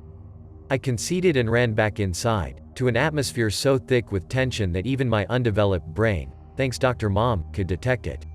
The oldest of the adults were acting normal and playing around with us kids, but something was very off. I finally asked WTF was up, and my aunt bonked me in the head and asked if I had seen that massive cabin mansion last night, last year, the year before? We'd come to the cabin every few weeks until December. Did I see any construction? Well, no. But they invited us over and they have cool four-wheelers. Aunt Beth, come on. A resounding no from multiple family members made my emotional girl self almost flee and cry, until my grampy, a 6 feet 7 inches hulk of a man, got down to my level and explained that he felt there was something weird going on. He said the couple didn't act right. I assumed that meant they were rude, and that we should just keep to ourselves this weekend. I agreed and we went about our day, all adults keeping us occupied with activities either inside or behind the cabin. We get ready for bed when I see my great-granddad, World War II vet, who had the only bedroom on the first floor, loading 3 shotguns, handing one off to my grampy and the other to my uncle, Cool Aunt's husband. To my shock and awe, my Grammy pulls out a bedazzled Glock from her purse. I go to bed with images of my little Grammy taking down a bunch of bad guys with her shiny pistol.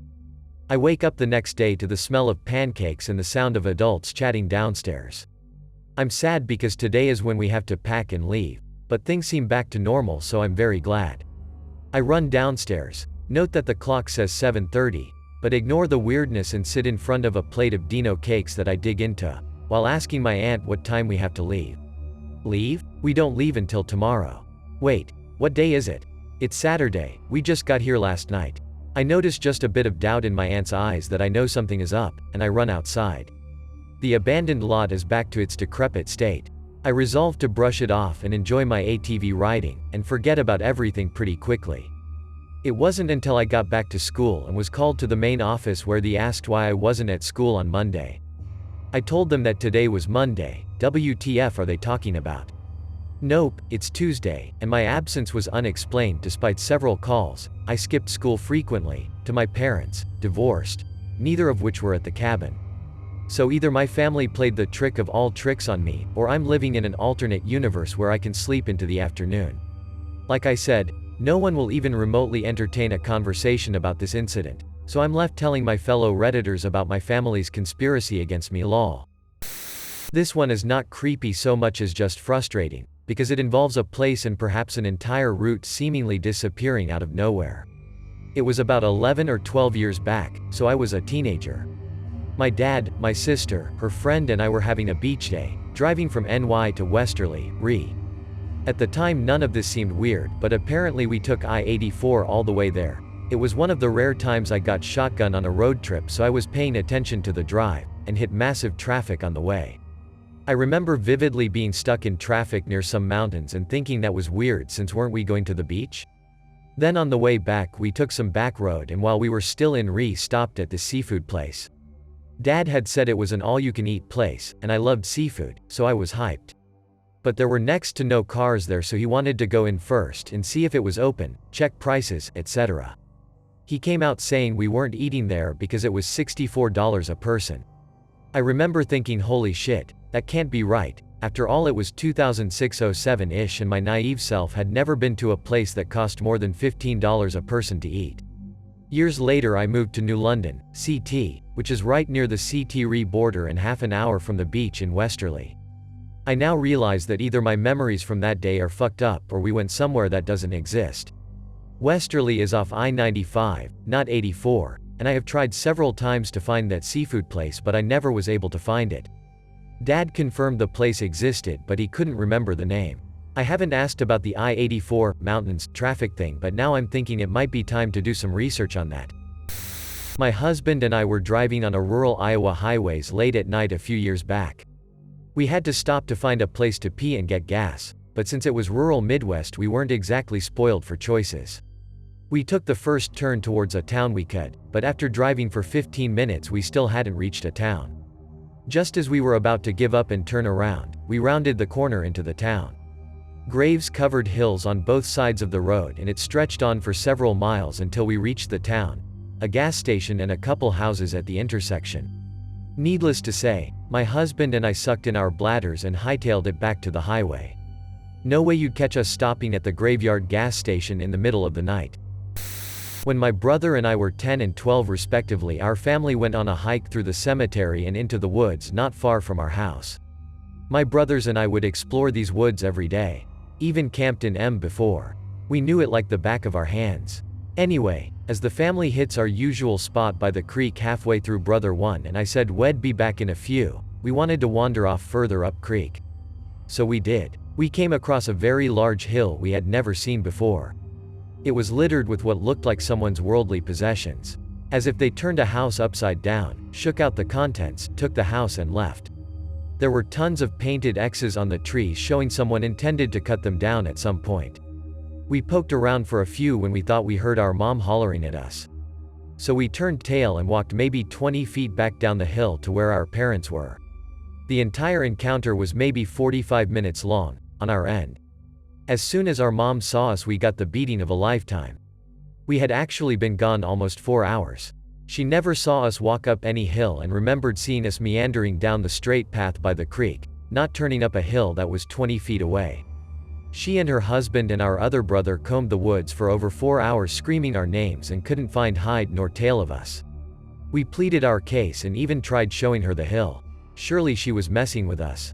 So we stomped up to the turnoff for the hill and it was gone. Nowhere to be seen. For years we explored the woods determined to find that fucking hill. We covered miles and miles of off-path woods. As we got older we mapped it out. To this day that hill does not exist. We never found it again. Never found the weird furniture, toys, clothes, and other household items that were scattered across the hill. And never met anyone in the area that had a clue about the hill. We probably just wandered way further than we meant to, but I always found it weird that we never found the hill again. Many years ago myself and 2 of my best friends decided to go for a day of mountain biking at Snowshoe in southern WVA. Now this was way before the days of GPS, so we were kinda doing this by some half-assed directions and an old map, but the point is we got very lost. Sometime along the way we ended up in this very tiny little town and we figured we would ask for directions. It was absolutely deserted. I'm talking not a single soul to be seen anywhere. We parked the truck and split up looking for anyone. Now this was at around 9 to 10 a.m. So not exactly the ass crack of dawn, mind you. We went into the post office. Nobody. We went into the only bar in town, which was unlocked, unattended, with music playing, but not a single soul present. We went business to business to business and walked the streets, and after about 25 minutes finally found one old guy who just seemed to appear out of nowhere in the middle of town walking alone. The first question we asked his wasn't even for directions. It was, "Where the hell is everyone?" To which he replied, "Well, I guess folks round here don't get up much till round noon." We asked him for directions to Snowshoe and he pointed to the road we came in on and said to go that way about 10 miles and make a right and we will find the interstate. We left quickly. We all had a very bad sense of unease about the whole thing. As we left we were about 5 miles down the road and hit a lady dressed up in a state road uniform standing in the middle of a very long straightaway holding a stop sign. When we approached her she turned the sign from "slow" to "stop." We asked what was going on. She stated that there was road construction ahead. We told her of what just happened and she just kinda laughed and said those people in that town are kinda strange, but let it slide. So we actually started talking to her, waiting for a line of traffic to come by from the opposite direction. We actually ended up talking to her for about 45 minutes to an hour, just shooting the shit. Kinda got lost in the convo. Not one single vehicle ever approached from the other direction or behind us. Eventually she said, "Well, I guess it's clear now and y'all can go ahead," and slowly turned the sign from stop to slow and motioned for us to go ahead. We went straight ahead, the only direction you could possibly go for the next 30-some odd miles, and didn't see any signs of construction, state road workers, or maintenance going on at all. She had no vehicle. We figured she was a flag woman dropped off by some crew up ahead. After the encounter with the town and this woman we had enough and called it quits. We turned on the interstate as soon as we found it and headed north and home. Every single one of us still remembers this whole encounter in vivid detail to this day. I asked my friend about it actually about 3 months ago at this wedding and it still freaks him out to no end. Group of us are camping at a big state park with a bunch of horses. We had more people than horses, so my best friend and I go out riding, just the two of us, then came back and switched out for the larger group to go. At the time we're in our early 20s, while everyone else on the trip is 30s to 40s. They had made a bunch of jokes when we left about not getting lost, because it got dark fast and we were in the middle of nowhere in the mountains. Which means, of course, when they go out, they got lost. To make a long story short, one of the women forgot to mention she was on a few new medications and convinced the rest of the group to follow her down a steep deer trail. A different rider had had surgery and a green horse and had to bail off, and this all accumulated with them calling us to come save them. In the dark, in the middle of nowhere. They originally wanted us to bring a horse trailer, but neither of us have driven one before and the ones we had were massive, so we take a car and go try and hunt them down. They said they'd found a road and dropped a pin in it on Google Maps, so off we went. The road was hidden off a highway. It's pitch black outside by now and we can only see a few feet ahead of us. The road immediately turns to gravel, and starts to shrink in size the more we go down it. Then it starts to go up and down increasingly steep hills. The whole time we're joking and laughing, until we run across a house. It's one of those farmhouses you know shouldn't be inhabited because it looks like it's about to fall over. It's got barbed wire and shit all over the lawn, and a dark figure watching us from porch the closer we approach. Could have been a person. Probably was a person, but like I said, it's dark. We manage to find our people, turn the car around and get whoever needs to be in the car in it. My best friend and I take turns between driving and leading horses, with the car in front going slow because shit is steep. The horses are tired and misbehaving. The riders are all upset at one another, and we know we're gonna have to take this whole parade on the highway, in the dark, because it's the only way back to camp. I never mentioned it to anyone, but the house wasn't there on the way back. First, to set the scene, rural area, lots of small, good Mexican food and a grocery store that was coated in dust 24/7. Town B. Our hometown, small. The local businesses were a gas station and an antique store that never sold anything. Town C. Another small town, they had a discount store with a few groceries, basic house needs, etc. Family Dollar for anyone who knows that chain. My mom and I were driving home from a town not too far from ours, and the highway was not usable for some reason. Wreck? Construction? Mom didn't want to drive on it?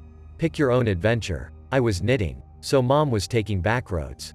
Which should have been fine, we had used them to go to and from the visited town plenty of times. We're driving along, listening to the radio, and it starts buzzing in and out. This isn't unusual. Radio stations were kinda weak out there, and there were even a few you could pick up that I am not convinced were regular stations. I think people had their own transmitters and were playing whatever they liked.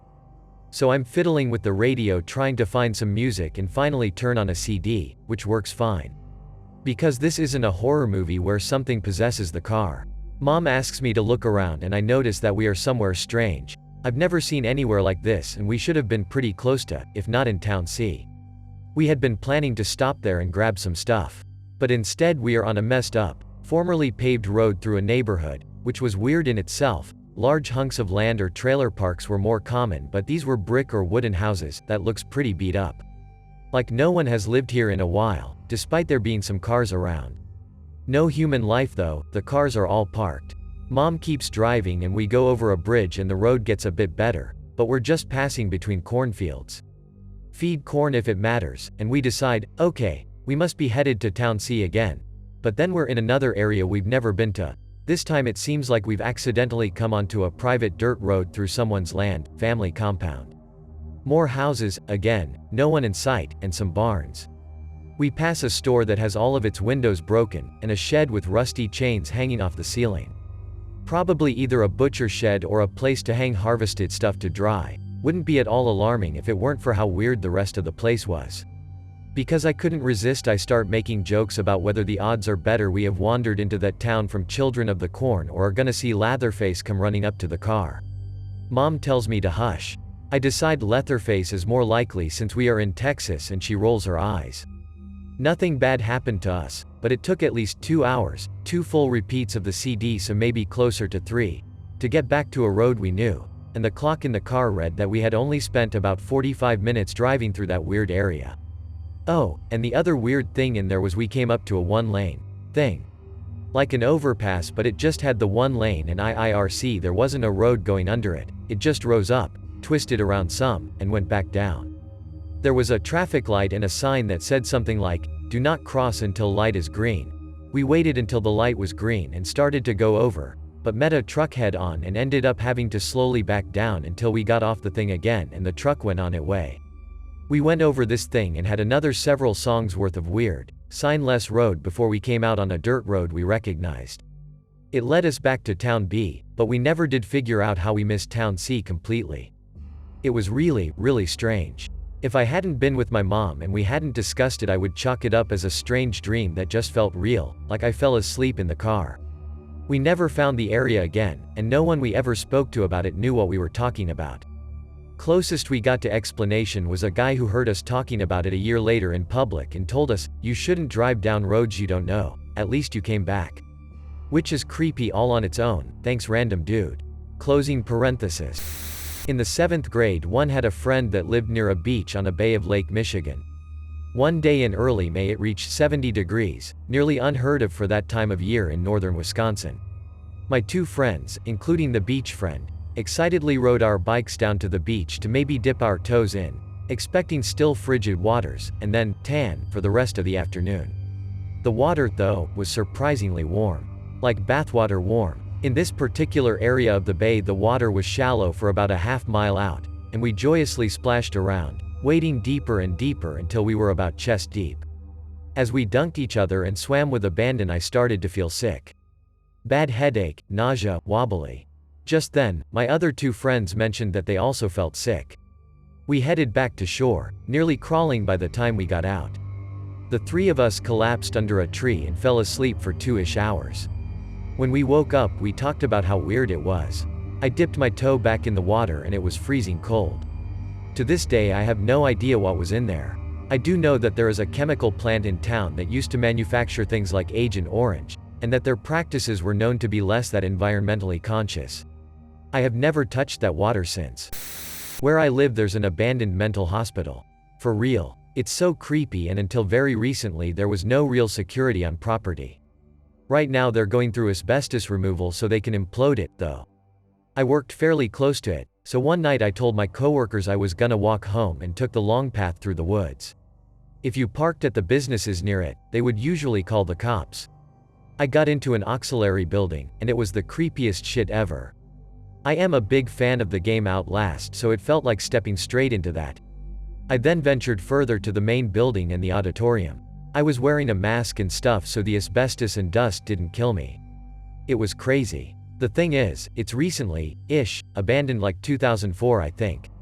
So it's all modern architecture and everything seems eerily new. There's graffiti and such of course, but it really feels like one day everyone just up and left and never returned. Every single time I looked down a hallway I felt like there was someone or something there. There's a series of tunnels under the city that lead to this hospital too. I tried to go down there, but my planned escape route had been backfilled, probably to prevent people like me from entering. So I went back up and walked back through to my work and to CATCJ and Uber home. On the way out I was accosted by a bunch of cops. Evidently they had some cameras and such out there. They take trespassing really seriously.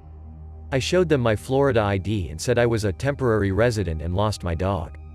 I had no clue about the history of the place and just searched the woods. They believed me and sent me on my way. 10 years ago, my friend and I were bored one night and were driving around. We were on a highway in NJ about 30 minutes from our houses, and through the trees in the middle of nowhere we see this beautiful freshly paved cement pathway with lampposts every 100 feet just lighting this pathway up. It was beckoning to us. And so we found the nearest exit. We drove around for a while through darkness until the road came to a dead end and the path began. We got out and started walking on this path through the trees and these beautiful wide open fields until eventually it ends at a little small town after a couple miles. At this point it's like 2 a.m. in a small town like this. Nothing should be open except for this pizzeria, which is odd, so we go in. It is empty except for the older gentleman behind the counter. We order and start eating. Then another older customer walks in. The gentleman behind the counter and this customer do a double take at each other and then smile. Both of them run around the counter and embrace. Mario. Stefano. What has it been, 40 years? They talk the whole time about their childhood and growing up back in Italy. We think what are the chances we would be here at this moment. Seeing friends reunited after 40 years, just plain odd. My friend and I, we finish up and we head back down the brightly lit path and back to the car and call it a night. Ever since that night, my friend and I tried to find that brightly lit path, but to no avail. We haven't seen it since from the highway or driving down that road. In the small town, the pizzeria is there, but it closes at 10 p.m., so no explanation why it would be open at 2 a.m. Just plain odd and something we never could explain, experiencing an unlikely moment to watch friends be reunited after 40 years. I posted this on Let's Not Meet a while back. This story takes place in the mid-90s, a time before widely used cell phones and GPS. My two best friends and I, freshly able to drive, decided we would head out on a Saturday to a water park in southern Missouri, about a 3-hour drive from our hometown in northwest Arkansas. We had never been before and just used road maps to get there. We had pretty fantastic time, but as the sun started to reach the tree line, we thought we ought to head home. It's about 7 o'clock and we miss a turn, but my friend Paul, who was navigating, said not to worry, another turn was coming up that would get us there just as fast. The next turn took us from detoured to completely lost. By 8 o'clock we are on a road that seemed to be lacking in informative road signs and zero lights.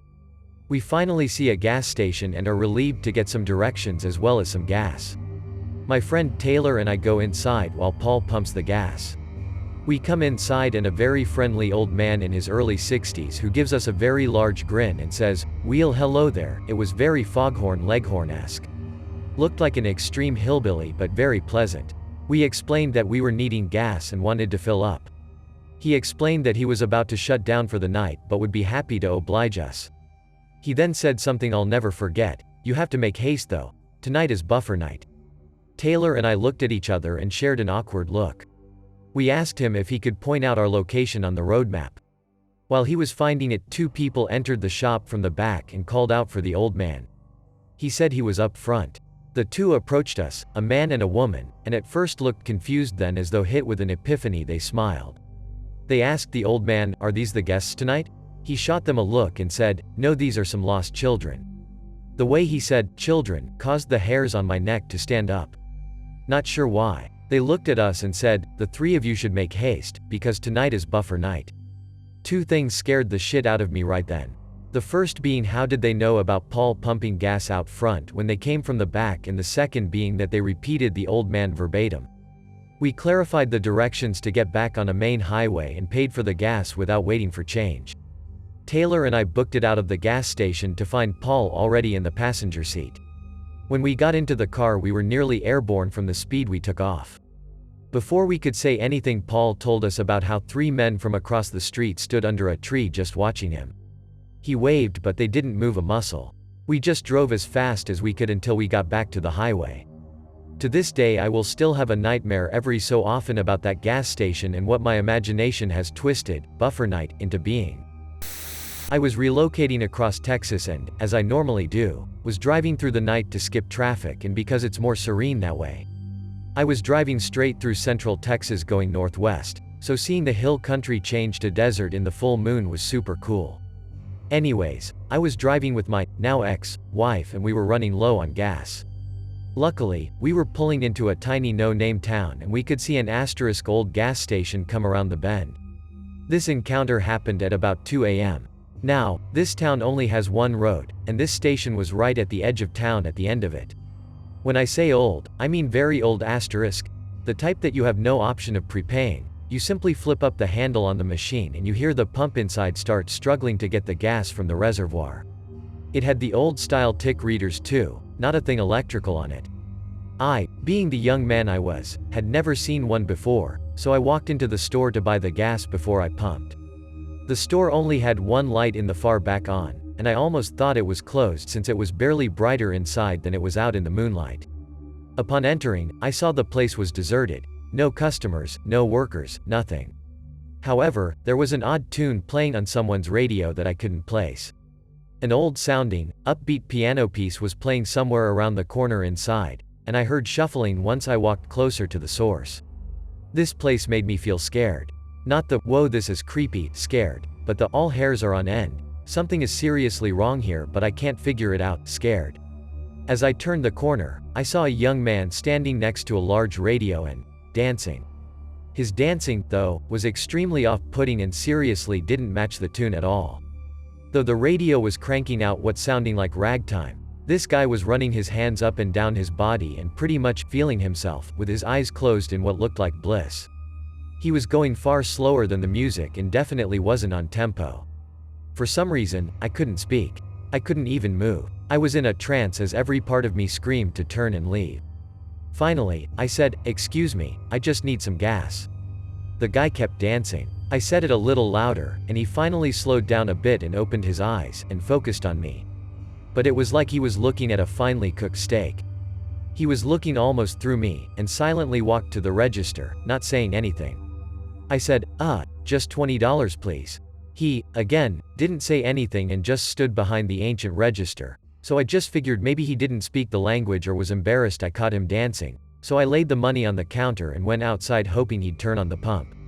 I filled up, told my wife about the weird ass scene in there, and turned off the pump to kill the horrible grinding noise from the interior pump fighting against gravity to get the gas up.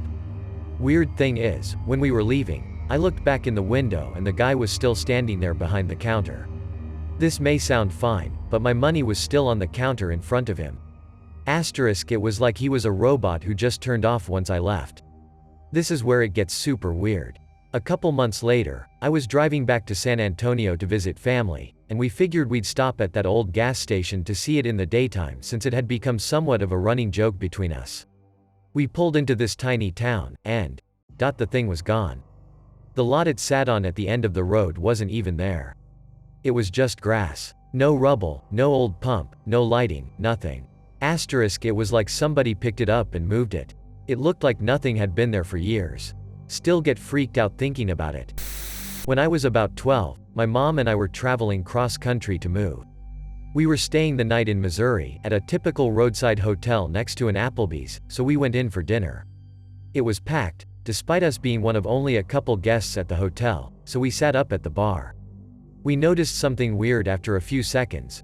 Every single person had a glass of milk in front of them. Even the dudes around the bar. Nothing else, just a tall glass of milk.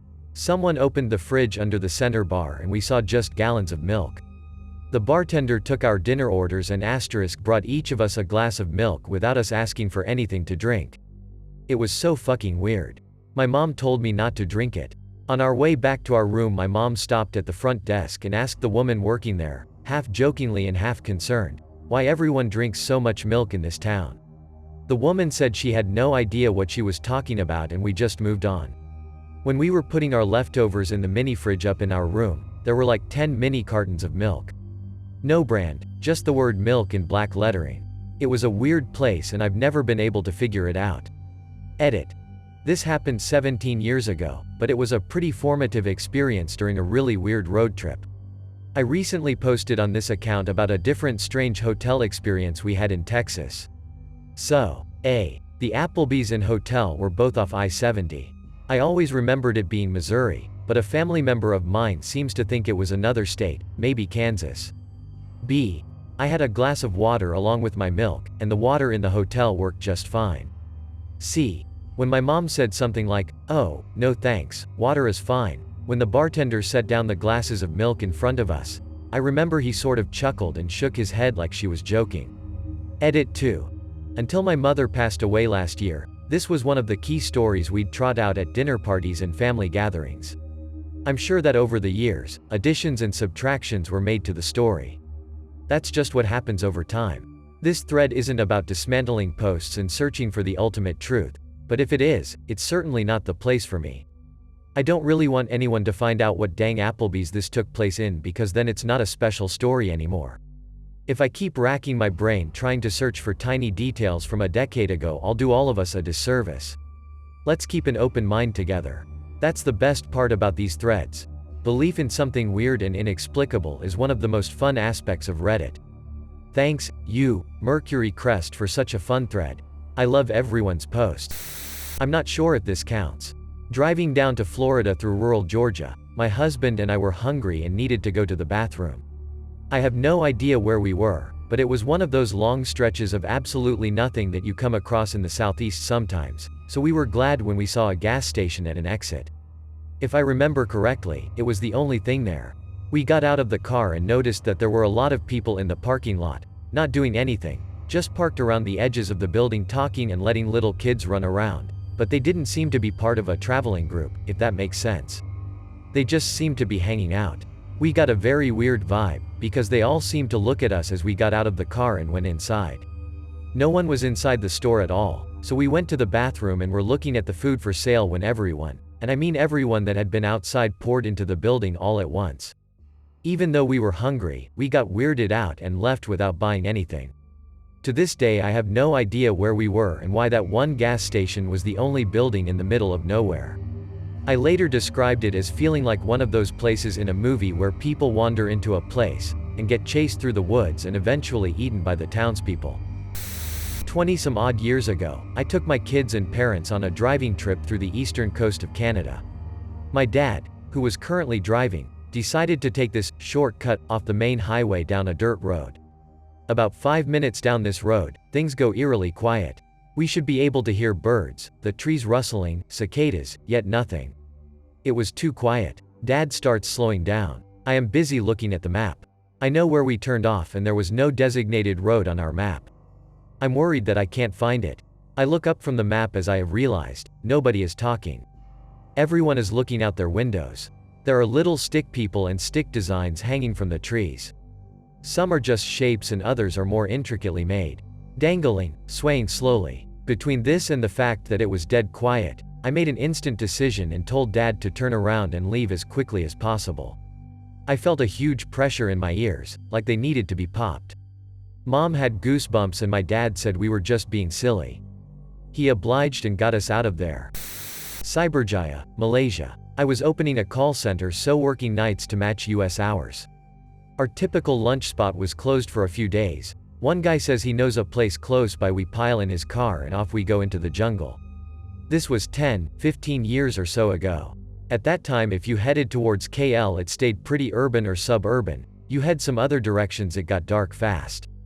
We are out on these road, street lights go from regular intervals to what seemed like one every 5 km. It quickly becomes obvious the driver is lost. He stopped looking for a place to eat and is outright just looking for the way back to the office. Then we saw this house, with a counter where the car park should be, just lighting up the jungle around it. We pulled in mostly for directions. Turns out this was a random little mammoth stall built onto these people's house. They operated for the farms in the area were in the process of shutting down but stayed open to feed us. Out in the middle of the jungle I had some of the freshest and bomb-ass Indo-Chinese food. They were even able to give us directions to get back to the office area. We tried to find that spot again like a week later, thought we reversed the directions, nothing but trees. I posted this literally a few days ago, so if it seems familiar, that's why. Many years ago, a friend and I decided to visit our mutual friend at her university and spend the weekend with her. We had extremely detailed directions to follow, and we were told the trip should take about 3 hours. While nothing went wrong on our drive, it seemed to take forever.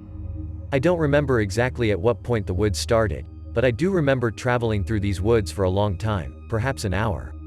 We were already well past the 3-hour time frame my friend had given us by the time we left the woods. When we finally reached my friend's college town, it was nearly 4.5 hours since we'd left. We didn't get lost. We never hit traffic or stopped for more than a few minutes. But we quickly forgot about it since we were happy to spend the weekend with our friend. When the trip back was a little over 3 hours, we thought it was weird but didn't think much of it at the time. It wasn't until my next trip to visit that I realized something had been strange. I spent that whole next trip waiting for the long path through the woods that we had been on the first time. But they never appeared. Following the same directions as the first time, the entire trip took me about 3 hours, as did every other trip I made out there in the following years. I don't know what happened and I've never been able to replicate it.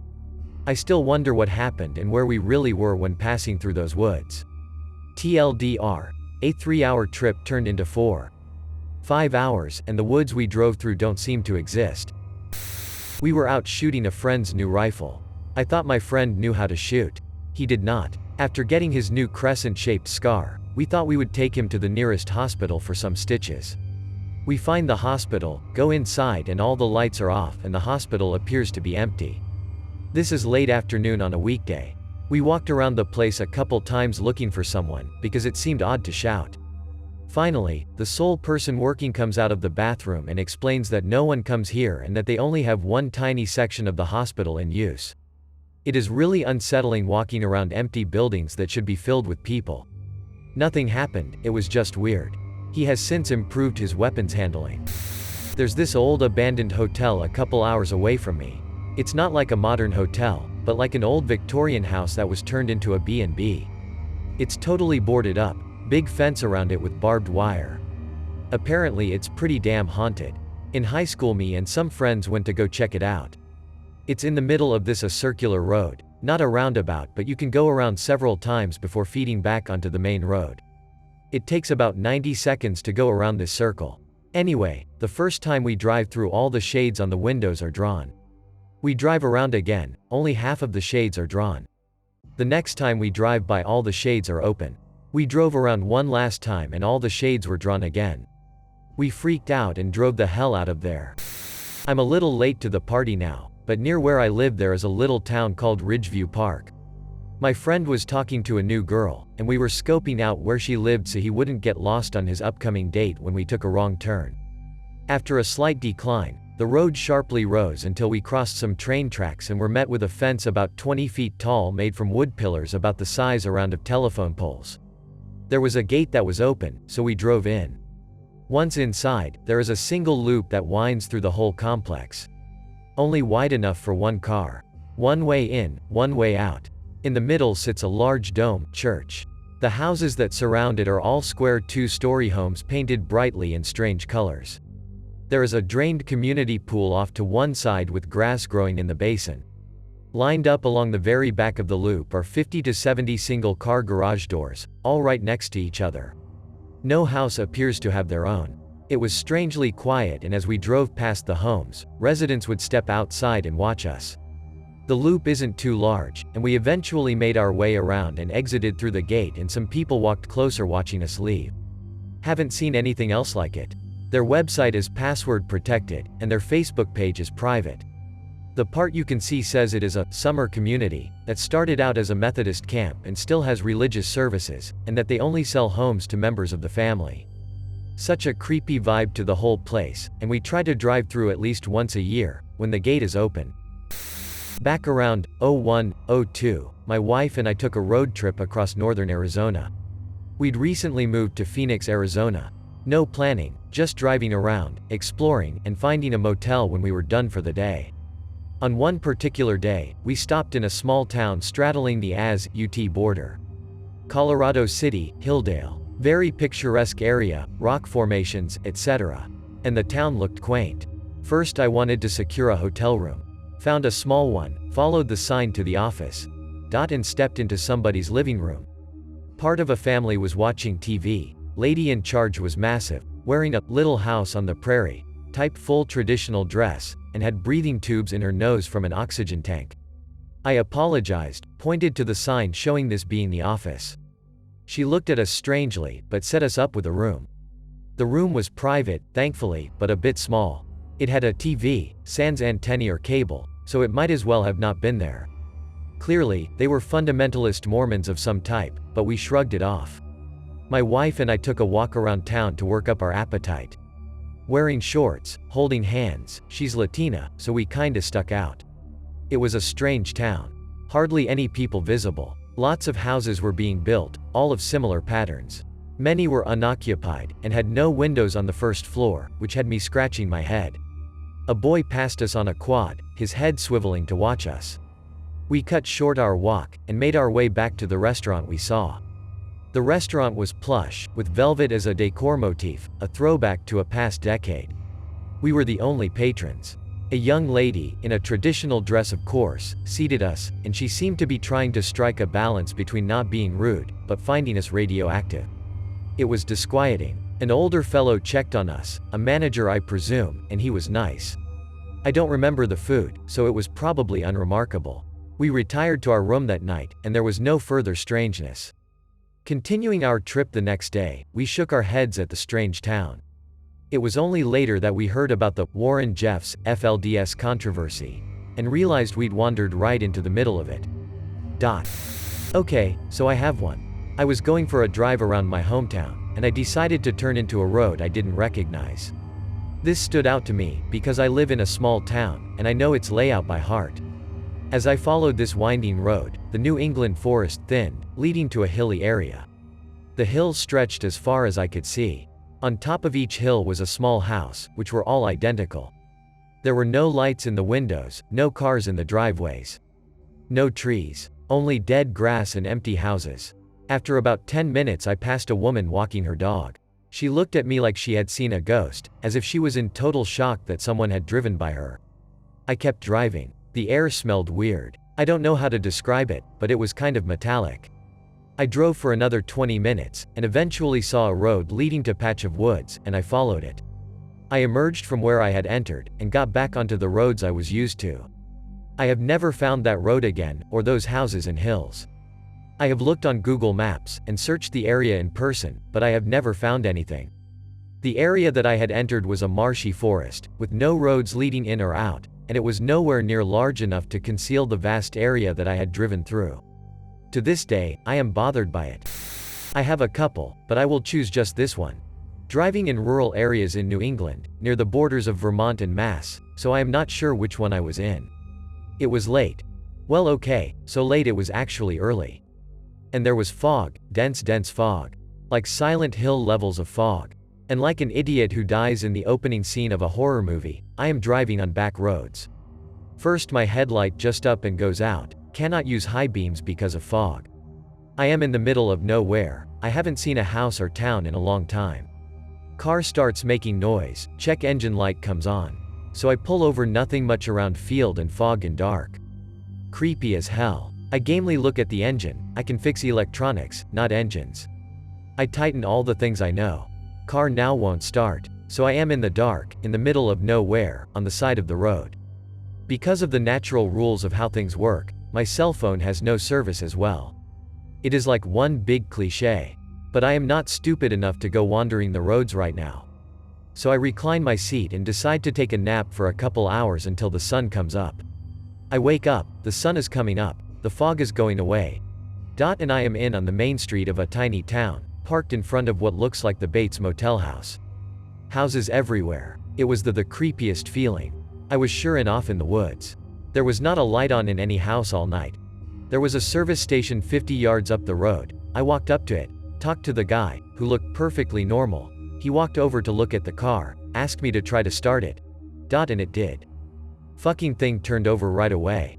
And both headlights were working. I drove on, never got the name of the little village, and I couldn't find it on a map. I always felt like I was in this big setup for a horror movie that just didn't pan out.